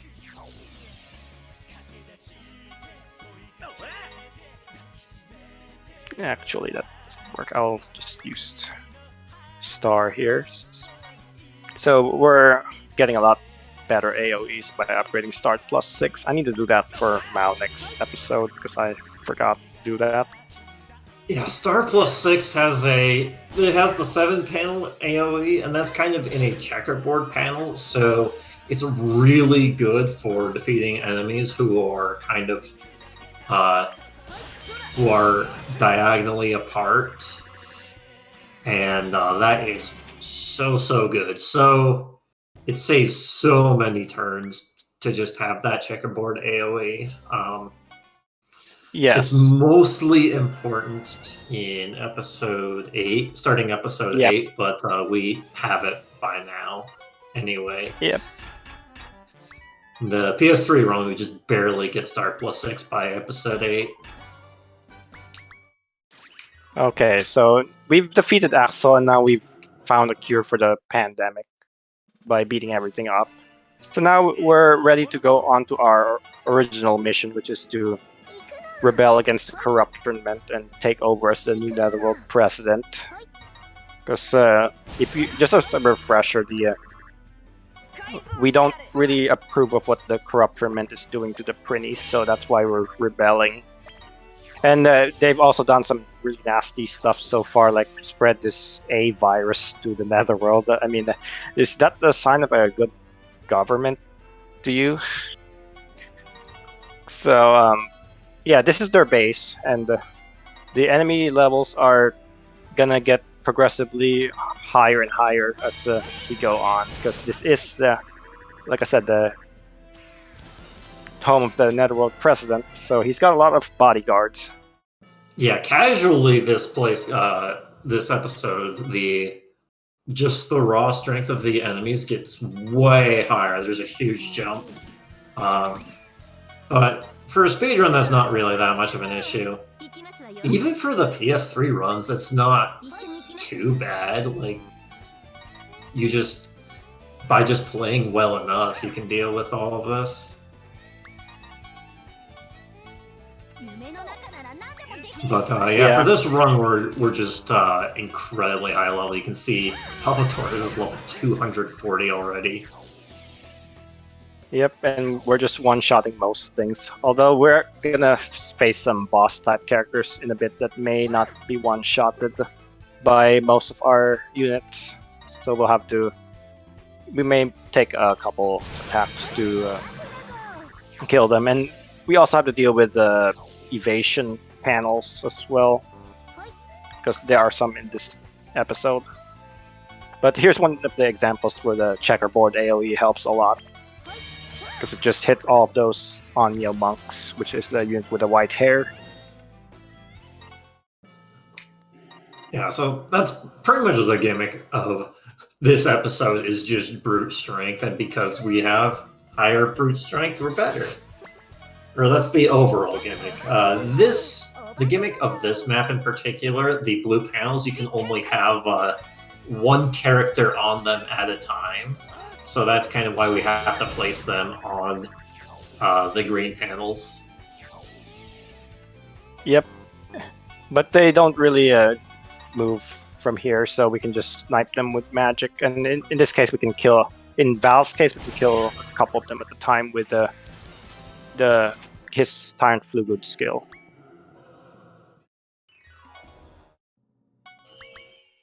And then this is probably one of the hardest maps casually, because you start off surrounded by all these enemies. And they will, since you're surrounded and you're most likely within their attack range, so you'll get swarmed by them at the beginning. Although there is a no entry geo block here with the screen block. So you are kind of safe if you have magic at your disposal. Yeah, but we just immediately destroy it. You're supposed to use that to, like, keep yourself safe and then blow it up when you're ready to get through. So you're not just completely overwhelmed immediately. But, we're fine. Yeah, some of our weaker units may die, but it's really not a big deal at all. Also, I'm gonna just do a team attack here with Fenric.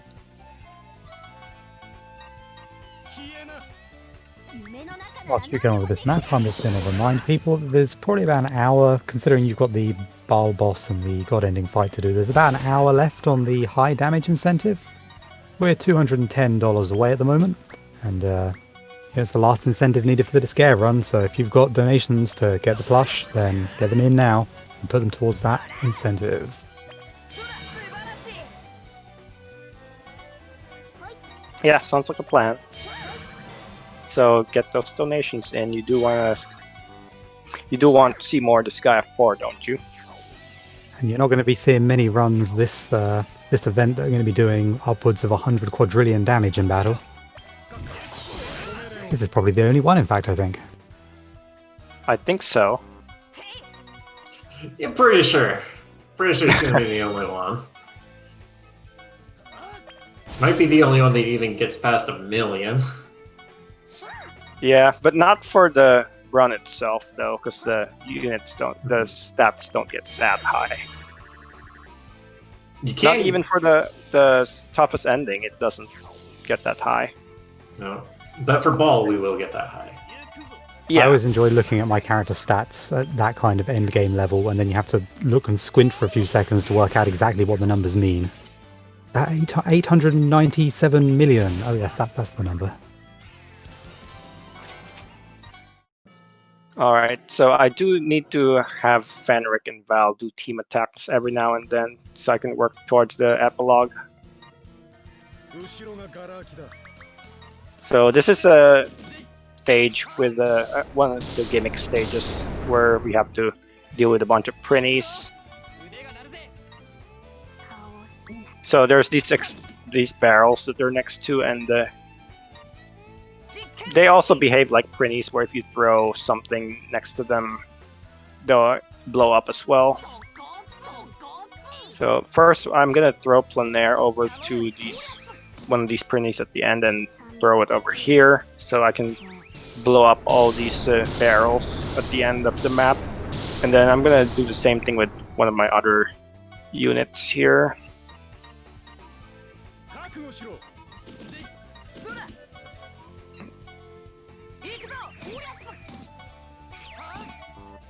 And then after that I will send my units out to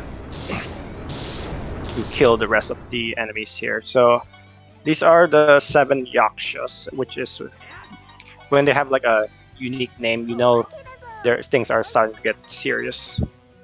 But since we're high level, we can just kill them all in one hit. So I needed to blow up these prinnies and expose the barrels so I can trigger their AI, so they can actually start moving towards my allies. Yeah, and just being able to beat the prinnies is fast. Yeah, because we don't want to deal with those other attacks when they finally get a turn to act.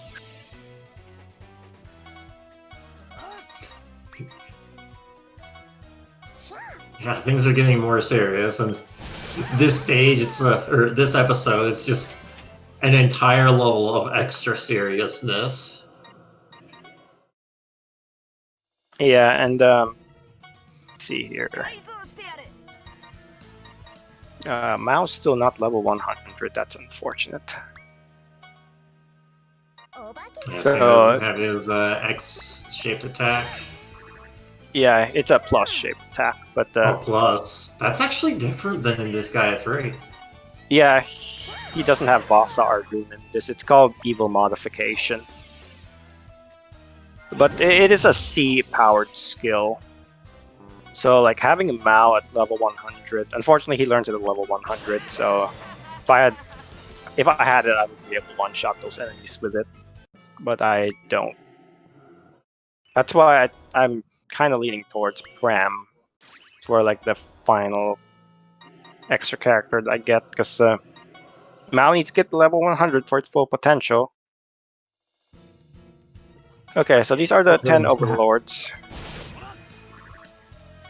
These are like the final bodyguards for the president. Just gonna do another team attack here. Also, one of the reasons why we reincarnated our Star Skulls to Ghosts is because they get this skill called Pack Ghost Chaser, which we talked about earlier, but that's why. That's the B power skill we were talking about. And it completely decimates these enemies. You can see a star spell has problems one-shot these enemies, but with Pack Ghost Chaser, they are easy peasy.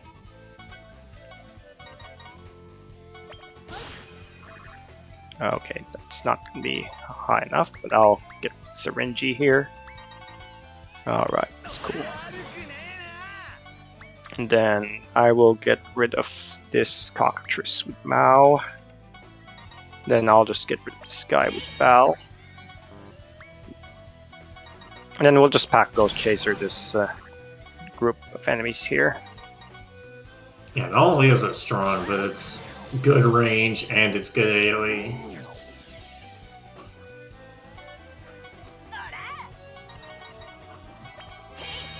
I think I kind of need to get Mao a little higher level. Unfortunately, there's no real clean way to do that without going out of your way for it. But yeah, I've been working on this route on and off for a while. It's just hard to motivate yourself to route a game of this magnitude when you are mostly doing it by yourself. So I've been messing around with options.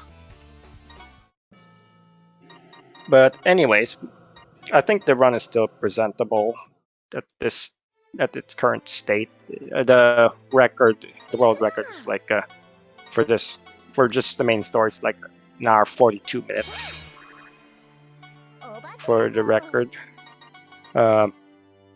So we're finally at the Netherworld President's place, and this is actually easier than the previous stage because the Netherworld President is the only thing that's that poses any kind of threat HP wise. So I'll just use Braveheart and Battle Torres, and then I'll throw him forward to these enemies to kill them, 3 of them with Time Flew Good. Then I will.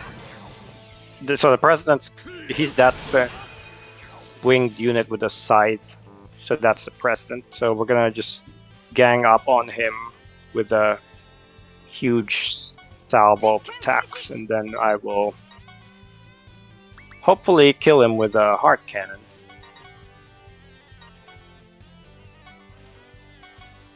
I'll probably just do a couple pokes with these 2 just for good measure.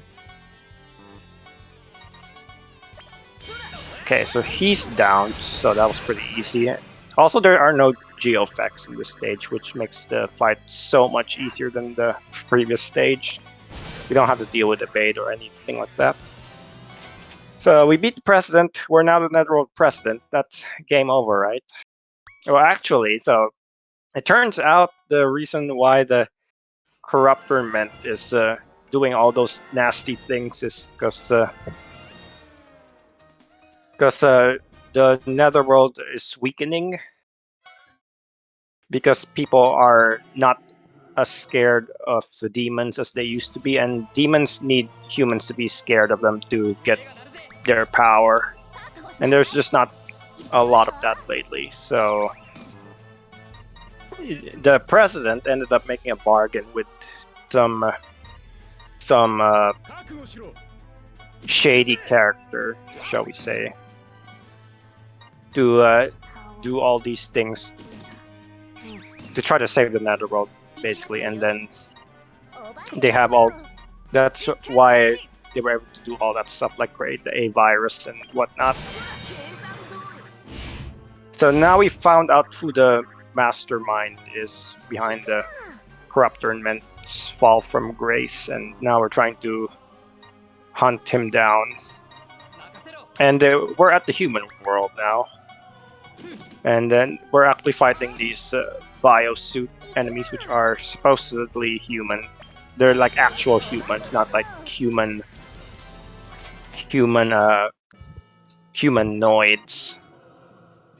Like our own characters that you can recruit, they're actually humans. Yeah. And this is the second most tedious map in the game. So if you thought the fiasco with episode 4 was bad enough. We have to deal with one more tedious stage. Yeah, we have to throw all these enemies off, and we're actually going to be combining them. We didn't see a whole lot of combining earlier, but you can combine enemies together to increase their level into a single character, which actually increases the amount of EXP and whatnot that you get. And in some other Disgaea speedruns, that's like an essential mechanic for the speedrun. But here we're just doing it to save a little bit of time for throwing, because we need to throw all of them off of this central pyramid. By the way, on the PS3, this map lags. Oh yeah, because you're basically going down an elevator. That's why. So it's got this eternally scrolling effect. The PS3 can't handle this map. It's too much. Can't handle up a full 60 FPS.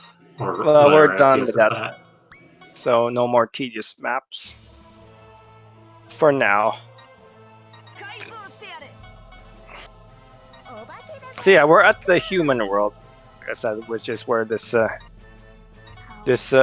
mastermind has gone to, and we find out he's been. This is at the point where we're supposed to be fighting humans, right? Since this is the human world, but now we're fighting demons. Turns out humans have actually enslaved some demons, and they're like performing experiments on them. So that's why they're not as scared of demons as they used to be. And then I'm gonna do one more team attack with Fenric and Baal. I think Fenric died. Never mind. Can't do that. So I'm just gonna use my AoEs to get rid of these enemies. It's pretty straightforward. So, do we have any other donations? We are still waiting on donations at the moment. As I keep saying, we've got about half an hour to 45 minutes if you want to get your donations in to see the max damage showcase. We are currently... Let's have a little refresh of the page. I think we might have about 25 minutes left to go for the main story part to run. That's okay, and then the Baal and God fight won't be too long. Yeah, we're $210 away from the max damage showcase at the moment. That's we're $90 out of the 300 we need. So if you're planning on donating before the end of this run, get those in soon and get them in for that.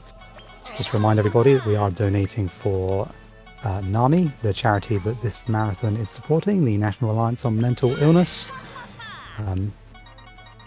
They're the nation's largest grassroots mental health organisation with work focused around the 3 pillars of education and support, awareness and advocacy of mental health issues. Very well needed by a lot of people in these times, so a very worthy charity to be donating money towards. So you saw right there, that's one of the stages where the checkerboard AoE is really helpful. So I'm just gonna get some team attacks with Baal and Fenric. Oh, no team attack there. It's unfortunate, but oh well. There are still a lot more stages to go. I just need to make sure I keep doing team attacks with Baal and Fenric every now and then. So I haven't really been using Desco much because Gig is essentially the Desco replacement in this run. And we use Gig because he's got a lot more powerful AoE skills compared to Desco. And this is one of the stages where Gig does a lot better than Desco does, because Desco would normally have issues one-shotting those enemies there, but it's no problem for Gig.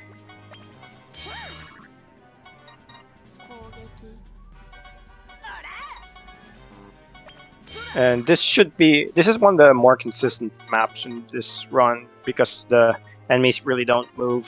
We just kill them all in 2 turns. Any map where the enemies don't move and there are no evasion effects, it's usually very consistent and straightforward. So just like that, we are killing them. Kill them all in 2 turns. Pretty simple. Unfortunately, because they're not moving, we have to move towards them. But yeah, it does add a good amount of consistency. We just had a $31.56 donation from Wells, bringing us to $12,345.67 on the donation tracker, which is fantastic. Thank Beautiful. you, Wells. Looks like a Disgaea damage amount. Okay, so I just did a couple low for this guy damage amount. Gotta keep Early game. Okay, early game. So about end of the story. So early game, got it. So this is one of those RNG stages, a coin flip stage, because these enemies are on innovation tiles. So fortunately, this will be the last stage I have to deal with those. Yeah, this is not budging. Oh my goodness, I've not seen this many misses. Usually, I can kill these units in like 3 attempts, but that is some really bad luck there. Yep, that's just the fast way to do it, is just keep throwing those coin flips instead of doing the entire puzzle. There's just nothing you can do about that stage. Okay, another team attack. So for this stage, I just need to blow up the blocks here to carve a path for this red geoblock to be thrown to connect with the red geoblocks below. Just need to blow up 3 blocks, and then I'll break all these geoblocks that aren't purple.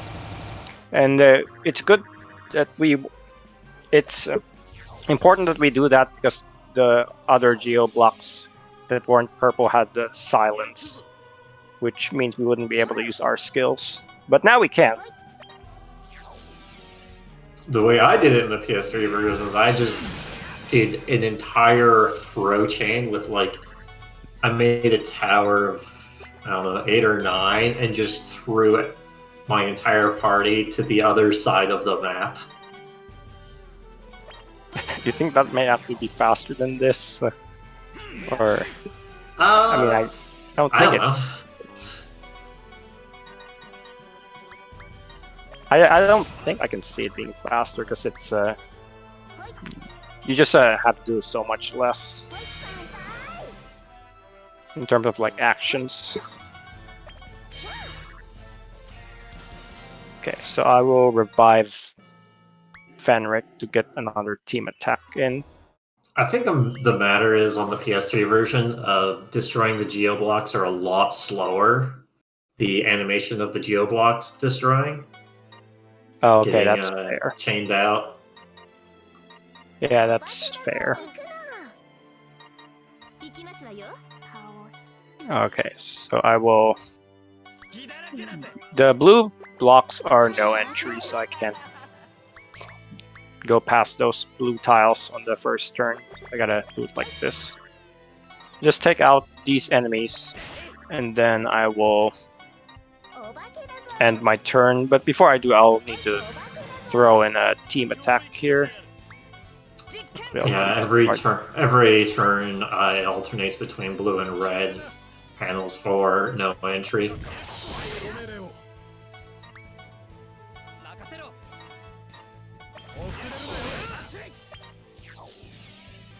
Alright, so now that the no entry is temporarily out of the way, I can move my units in and just outright destroy any opposition.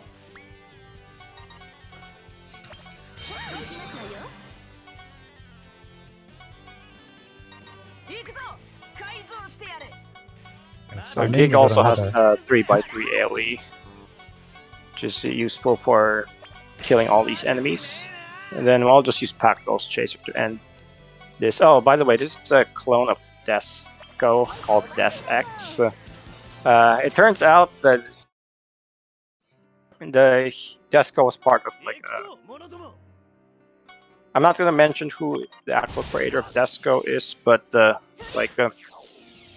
basically, Desco was part of this series of like beings that were supposed to like be like these super weapons, and Des X is supposed to be like the ultimate incarnation of that, but we just killed her in one turn like that, so she's not really much of a super weapon at all.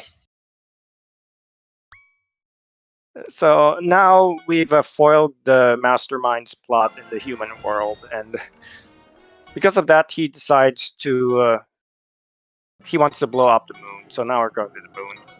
Yeah, it's pretty random. Oh, get another team attack with Fenric and Baal here. This is actually one of the shortest ones because in the second and third maps of this episode, we're going to we only need to like destroy these ignition devices, which just means that we only need to beat one thing instead of beating all of the enemies. Yeah, and in the PS3 version, they have a lot more HP than they do here. Mm-hmm. They had like 20,000 HP in the original, but then for some reason they lowered it drastically, so they're in like the 5,000s or something like that. Which means we're able to one-shot these ignition devices. So that's it right there at the very back of the map on the purple tiles. So I just need to blow that up and we win this map. And Pack Ghost Chaser will get us there. And then I will do the same thing with on the next map, which, because the ignition device is just in the center without no entry stuff. So just like that, shortest stage in the game. I think that's the shortest stage in any Disgaea game, actually, even shorter than any of the stages in 5. Yeah, probably.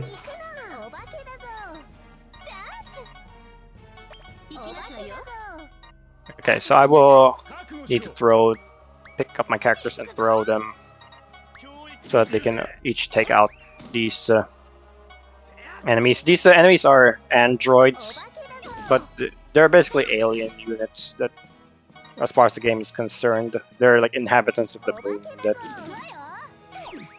even though they're in the moon, they for some reason they want to prevent you from. The bad guy plans to blow up the moon, but they're trying to stop you from stopping the bad guy from blowing up the moon, more or less. And then this used to be a map that was a bit of a. I found out recently you could actually do this map in a couple turns, guaranteed. So I'm gonna do that. So I'll just move these skills over here and then use the checkerboard AoE to snipe these 2 androids a piece. And then I'll just end my turn, then I should be able to kill the rest of the enemies with my units next turn.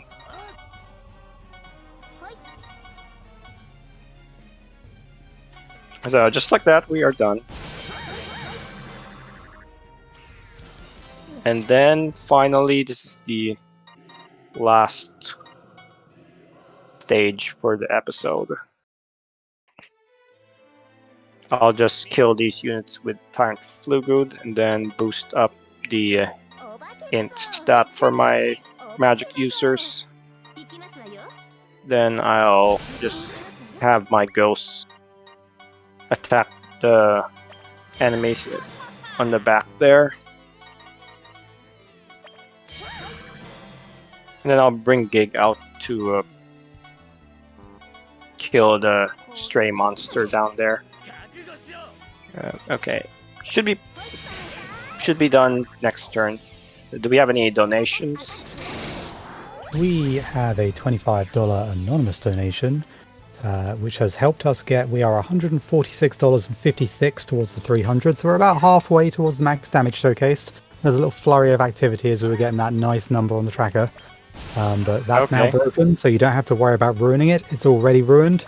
Keep donating, and I guess we want to get to what, 23,456 next. So, I'm sure we can do that. Everyone just be generous and put it towards the max damage showcase, and we'll all be fine.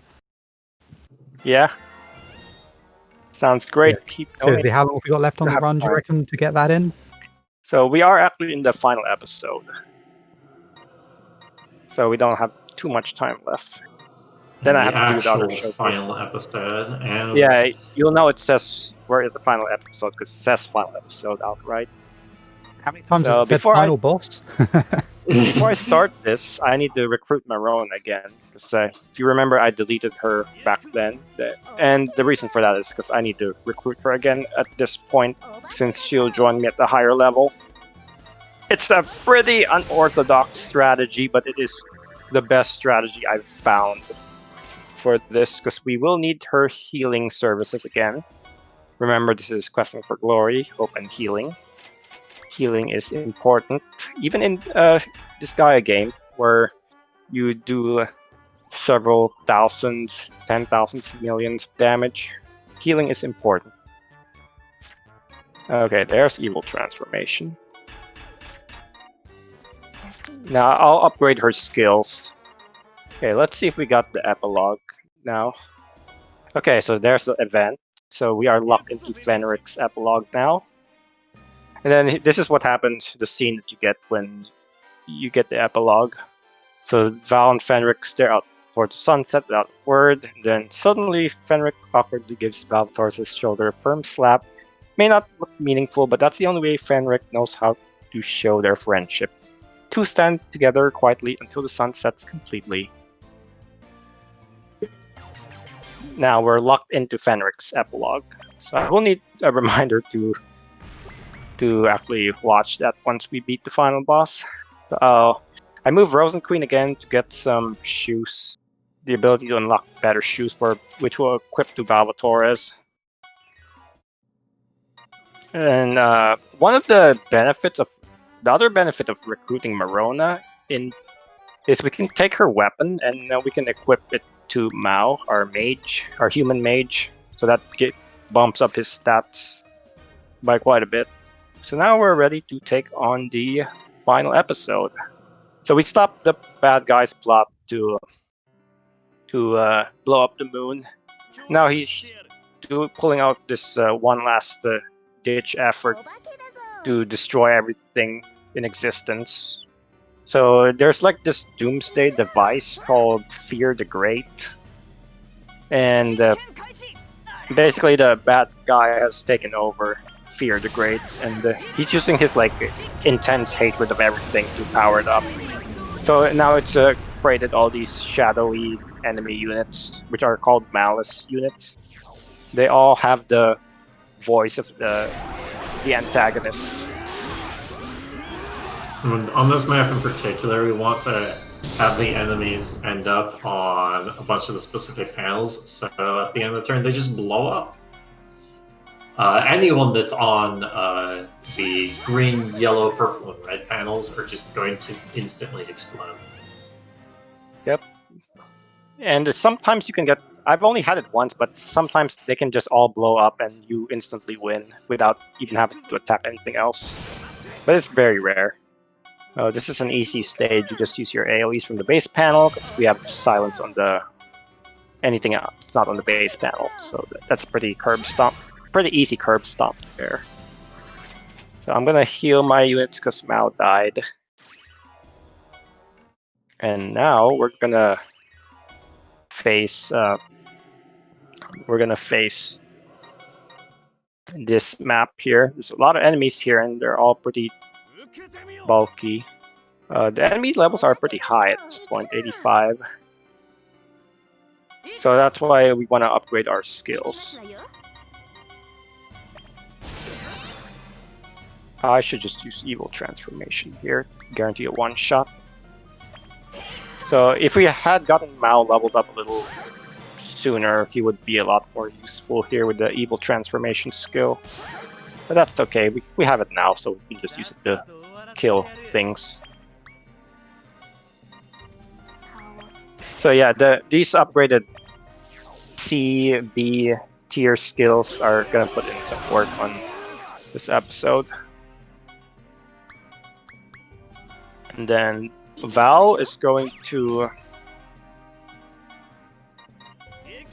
take out these two heavy knights over here, and then I will kill this mage with with Mao, and then I'll just kill the rest of them with the spells. Yeah, so those dragons there actually resist physical damage, so you really want to use magic against those. They take half damage from all physical sources. And this is the map where we need Marona here, because this succubus over here is on reverse damage.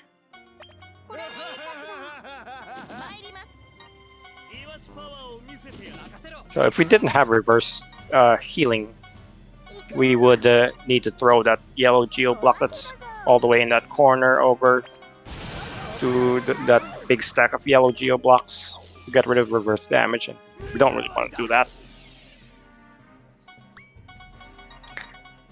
But with Marona and Mega Heal, it's pretty easy.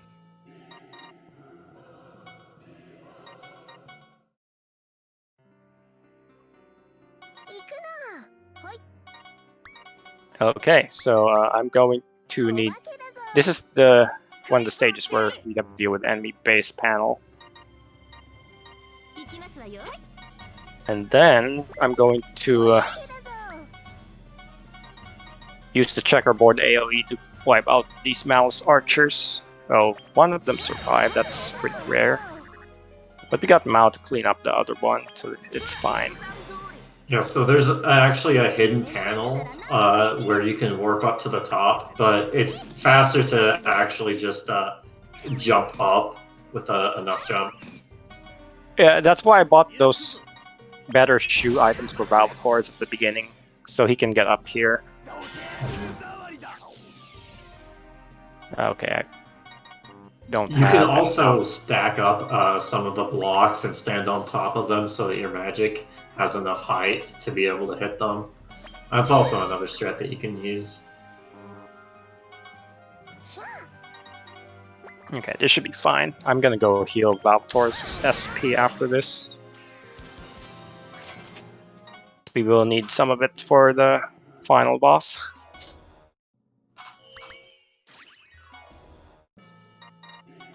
So this one has enemy turbo on the red geo block, so I need to destroy that immediately.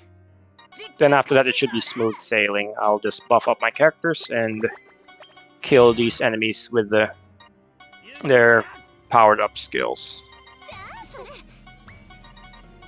So I'm going to need to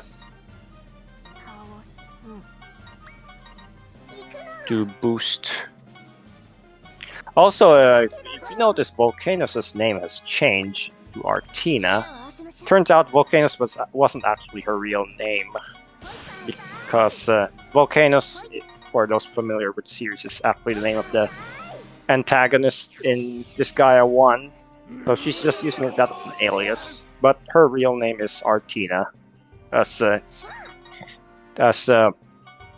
party finds out.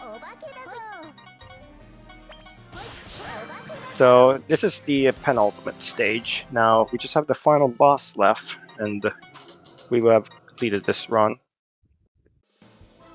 At least the main story part. The incentive. So final boss here increases or has increased stats based off of the number of other enemies on the map. But the thing is we could just lift the boss. And something you can do is take a character out to spend their turn just lifting the boss, and then they'll lose their turn. Yeah, so the boss actually doesn't do anything on the first turn. Yeah. Oh, this is another one where we just need to kill the boss and we win. So I'm going to do that. Yes. So I'm going to magic change with Gig. It is a kind of a fun strat that you can do that. If you magic change with Gig, monsters that magic change with humans character also have like a give magic change skills. So I powered 1 gig skills up. And it's all for this, so we can finally use it to finish this boss off. We just do it all in one turn. And just like that, it's done. Alright. And that should be time.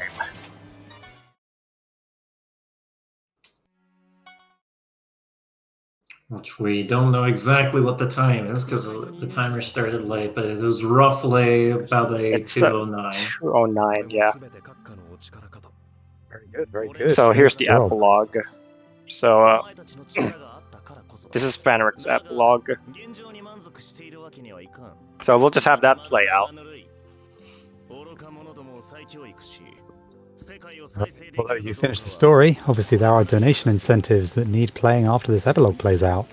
Right. We have got the Baal fight to do and show off the God ending fight. We still have not yet met the max damage showcase, so there is still time to get in that last amount. There is $150 still to donate. Scootaloo Okay. donated $5 towards it. They normally donate during AGDQ, but I wanted to support the cause. Thank you very much for that. But yeah, if you want to see the crazy numbers that Disgaea can put out, the huge stats and the quadrillions of damage, then get your bids in now, because there is not long left before that is going to be happening. Yeah, we'll have about 10 minutes to cover 10-15 minutes to cover the other 2 incentives. The damage incentive should be fairly quick, so if we can get the rest of the amount towards that in the next 10-15 minutes, that would be nice. Many games that give you the opportunity to see this many numbers of damage on the screen at once. So now's your chance.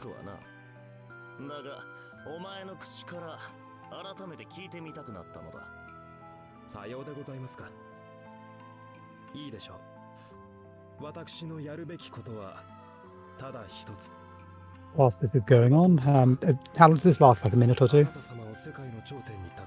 No, it's been a while since I've watched the epilogue. There are a whole bunch of different epilogues as well.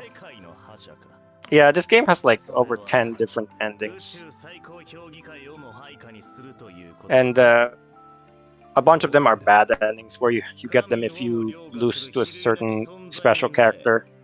But there are 6 different endings that allow you that you can get by beating the final boss, where you don't actually need to lose to get the ending.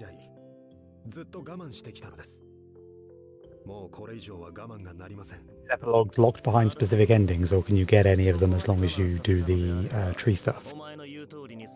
Yeah, you can get any of them, but you have to get them before you do clear the final boss. So you could actually like make a save before the final boss, do all the stuff with the legendary tree, and then you can just go to the final boss and you get your epilogue. You do get a trophy for each one of them, so that's the method I recommend if you want to get those trophies. Otherwise, you'll just be having to do a new game plus. But they do have like a record for getting the ending though.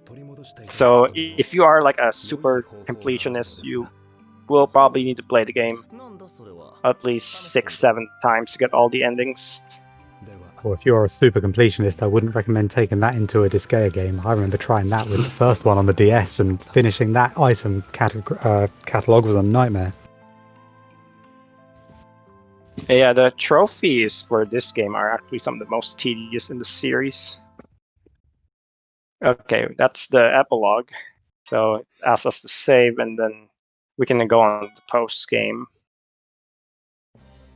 Choose wisely. Save and continue, but you also, when you save, you also continue. Well, I'm not going to save here because Yeah. So I guess the next thing I'll do is the God ending fight. So the God ending is the most difficult ending to get in this game. Well, it's not that difficult because I've actually done a speed run of it, but it is fairly grindy. So It's the a bit requirement- obscure is the thing. yeah, the requirement to get the God ending is you need to have Valvators at least level 500 before clearing the penultimate stage. I've done a run of this ending, and the route is pretty much the same as a regular main story run, but towards the final episode, when you get there, you need to grind. You need to do some power leveling for Valvatores just to get him to level 500, and it's about 10 minutes of grinding. So that's the only thing that's different. So I just loaded the save that has this requirement already done, so we don't have to sit through 10 minutes of grinding. And then the requirement for this ending is we have to go. You must not have cleared this boiling point stage, which is the stage before the final boss. So we also need to have Valvators kill off the enemies in here by himself. Now you can bring out other characters as support, but they must not attack any of the enemies here. So I can actually bring out a unit like this and then just have them hang around. And like I've seen sites that say Valvators has to be alone when this to get this ending, but that is actually not true. So yeah, it's just that the allies other than Valvators must not attack any of the enemies. So as you can see, since we are level 500 and the enemies are like level 90-ish, it's pretty much a curb stomp. So the requirement is pretty easy to meet. So after clearing this stage, is the next stage is the final boss stage. So we should be locked into the God ending. Do you think we have time to watch the cutscene for a bit for this one? Probably not. Okay. So I'll just go straight to the fight itself. Now we So get instead to of the see regular portions boss, of God. yeah. So this is the God ending fight. So we are now fighting level 1000 enemies as opposed to a level 100 final boss. And we have to fight 4 of them, and our highest level is Valvators. So how do we beat these enemies? Despite you see their stats are so much higher than Valvators'.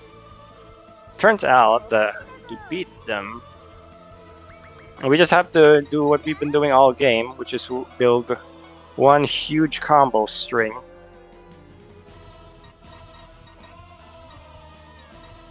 So I'm gonna do that right now. So I'm just gonna Braveheart Valvators with Artina, and then I will bring out as many units as I can, and then have them all attack this part of God.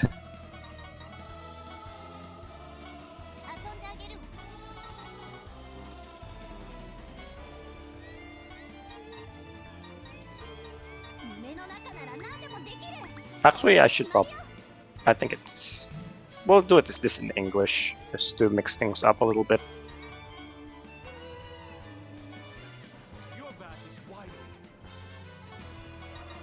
So I'll just need to set up a huge combo with every single unit in my arsenal. And then we should see what will happen when we finally let loose. Alright, and right. I also need to magic change with Desco. That's important. So, because we did use Gig for most of the game, but since we power leveled up for the God ending, we have to power up Desco, because she's got that ability that I mentioned earlier, where if Val will gain some attack stats for each ally that he's adjacent to. So you can see his attack is now on par with the part of God's stats. So let's just let loose with this giant combo and see what happens.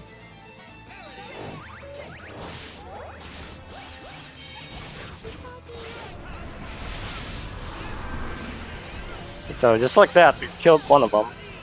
Now we just have to do this 4 more times and we win. Thanks to the absorption ability that Valvatores has, the successful ones are going to be a little easier because for the single map, whoever you kill, you actually absorb some of their stats. Yep, that's why we got absorption a while back for him. And I'll confirm that he does actually have it. Oh, actually he doesn't have it. Okay, well, it's not really needed, I guess.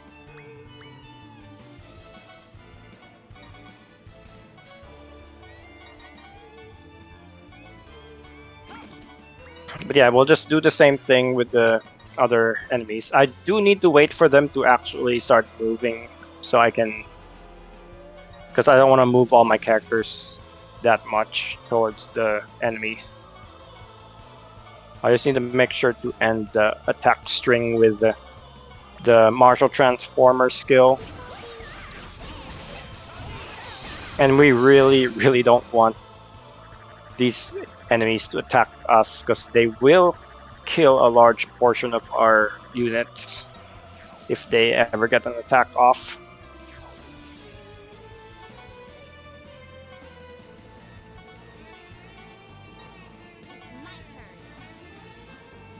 I guess we never mentioned the bonus gauge in the entire run. It's never really that important, but like the bonus gauge on the top right, whenever you do combos, it increases, and you get just like bonus items, EXP money.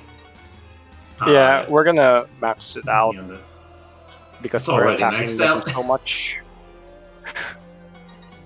But yeah, it's never really that important for the run.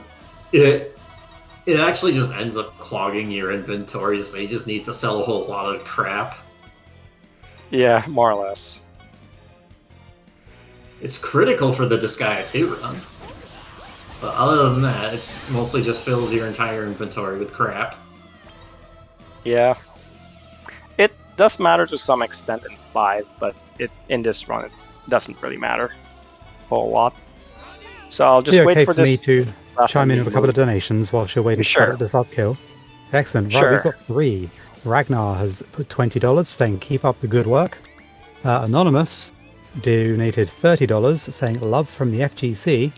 And then pushing us over the edge for the max damage showcase, Baal BF has donated $148.44 just saying, dude!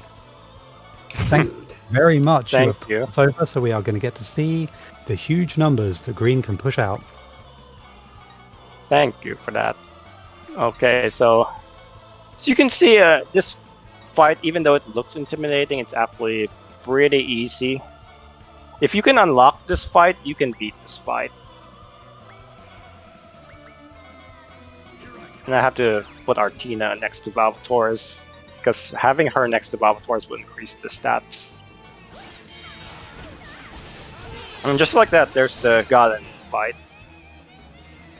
And then we get the Dual Dojo build unlocked, which is a very useful evil symbol in post-game. So unfortunately, getting this ending is not actually gonna bring you to the post-game. So the credits roll, and then you get this scene. I'll show a little bit of it. Show the amount of the army that they've been fighting. Yeah, so basically, since we defeated the part of God, God is not exactly happy with Valvatores.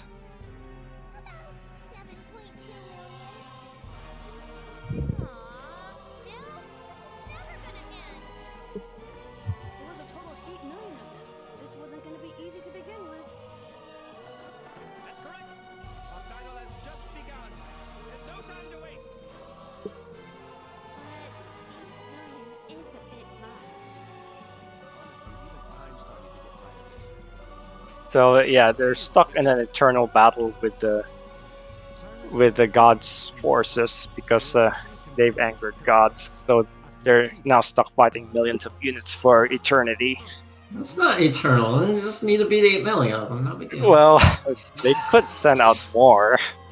Is where I'm going with that. What's another 8 million?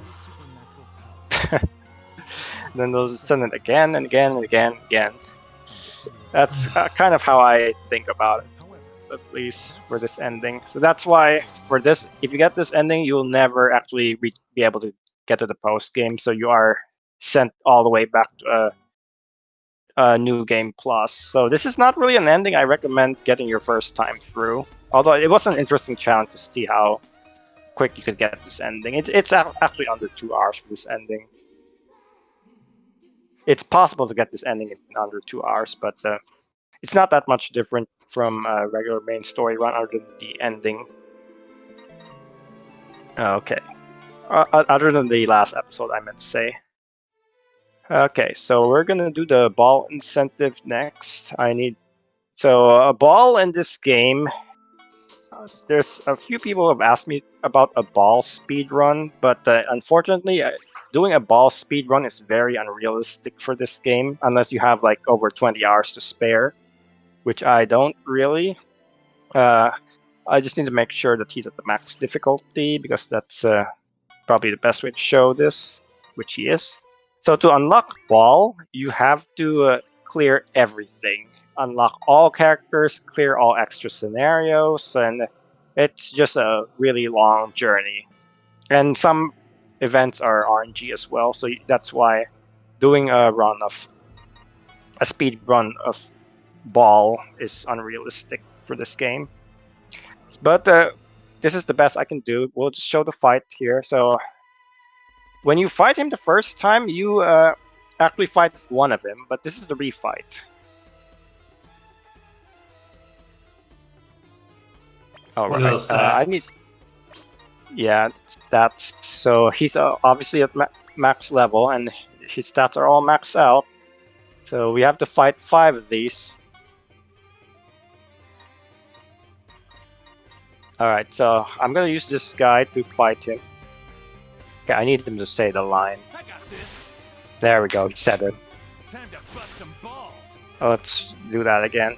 I just need to make sure he says it. Time to bust some balls. Oh, they can paralyze, which isn't good. So whenever you deploy somebody from the base panels, they'll get automatically attacked. That's one of his gimmicks. But yeah, I need to make him say the line again. There, he said it. So now we're gonna bust some balls now. So this fight is actually pretty simple. I guess I should show my setup. So we just have a character here with this ability called Trick Move. What that does is for every panel you move each turn, you'll get a 10% evasion. So we just need to make sure we move at least 10 panels each turn, and we will completely evade every single attack that Baal does. And the gimmick with this, one of his other abilities is if you kill him, he will revive up to a total of 4 times. So to fully kill a Baal, oh, that's bad. Even with the evasion, they can still hit us. So let's try again. So let's just do this and make sure, pray that they all miss. Which usually it's a pretty good chance of them missing. But yeah, I just gotta make sure that the evasion is at 100% before I attack. Oh, that's not 100%. So I'm gonna need to back off a little bit. But yeah, I have to kill 25 of these guys to fully win the fight. Okay, well they can. That's one thing they can do.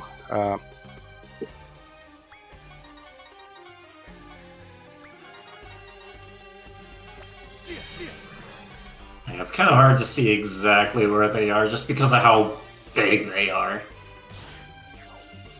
Yeah, what I can do is I can just attack them at the start of my turn, then move afterwards. Just need to make sure I get at least 10 panels each turn to be fully safe from them, or mostly safe from them, I should say. But yeah, this is the hardest fight in the game. Correct me But if I'm with wrong. this setup, Is Baal the hardest fight in all of the Disgaea games? He's in all of them, isn't he? It's either He Baal is or in Pretty all of Ball. yeah, Disgaea 1, it's Pretty Ball. Disgaea 2, it's actually not in Dark Hero days for Disgaea 2. The ultimate fight that is Springer, Unsealed Springer X. And then Disgaea 3, it's Baal. Disgaea 4 is Baal. Disgaea 5, it's Baal. And Disgaea D2, it's also Baal.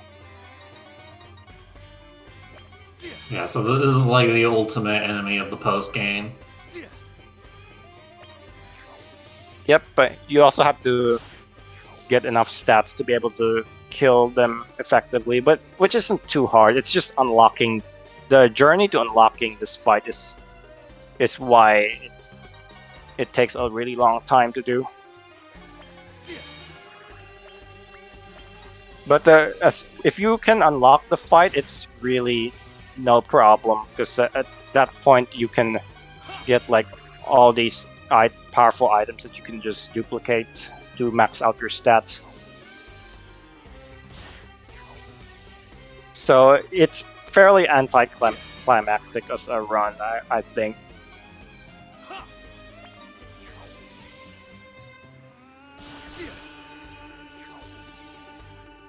So that's why this is probably the best I can do for a Baal showcase.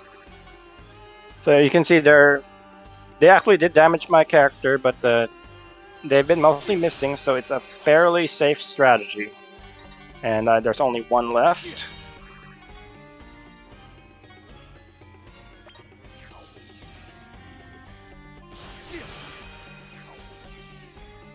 So the enemy movement is still random, so if there were still those 5 balls at the beginning, it might be a bit difficult to... You kind of want to hope they cluster together so that you can hit multiple of them. But that's the last one, and that's Baal. That's the fight. If you beat Baal the first time, you would get the item that I had equipped, which is the Great Baal Horn. It's the best sword item in the game. I believe it's a sword. What? Yeah, let me just check that. Yeah, it says Overlord Sword. Yeah, okay, yeah. Alright, so that's the Baal fight. Now we'll do the damage showcase, and we can wrap up the showcase for Disgaea 4. So I've got a different setup here. So I need a unit with a monster unit equipped with Lion Stance and Fury. One of the things with monster characters is they get 2 ability slots versus a human character, which only gets 1. So that's why we need a monster specifically for this. And we also need a unit with a natural sardine weapon, which is a fun weapon that you can get for capturing enemies and disciplining them. I will equip it to... Who do you want to be the recipient of this damage? The recipient? Let's go Nisa. Okay. Alright, sure. Let's do that.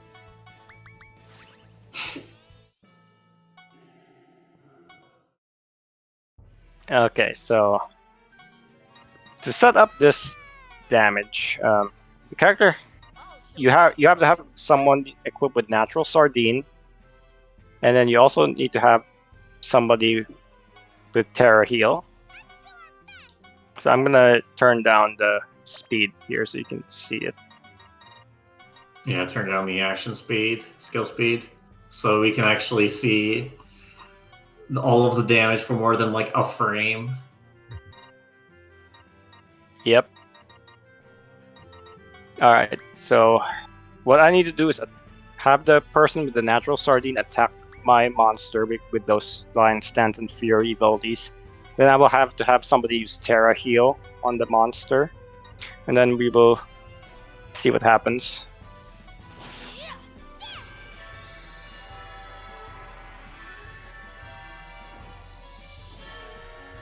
Yeah, so the damage dealt is put back. Did you see that? So I can try to a couple more times so you can see. Yeah, you saw like 9 digits there, and then an M for million.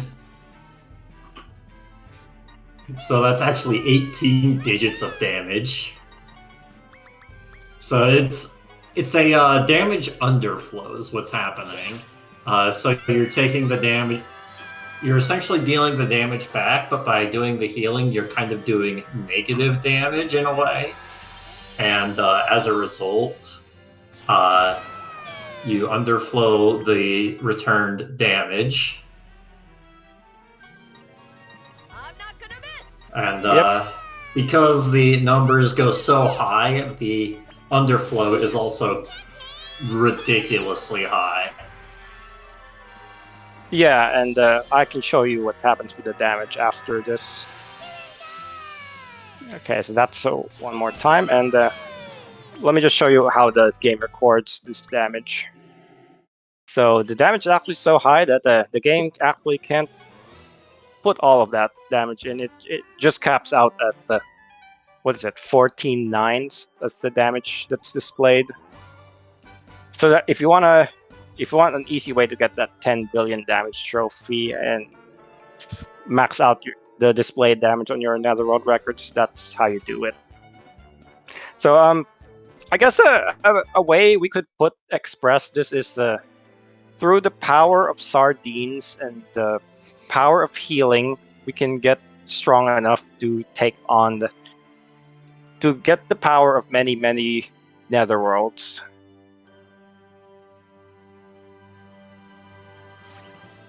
That's essentially the one of the themes of this game.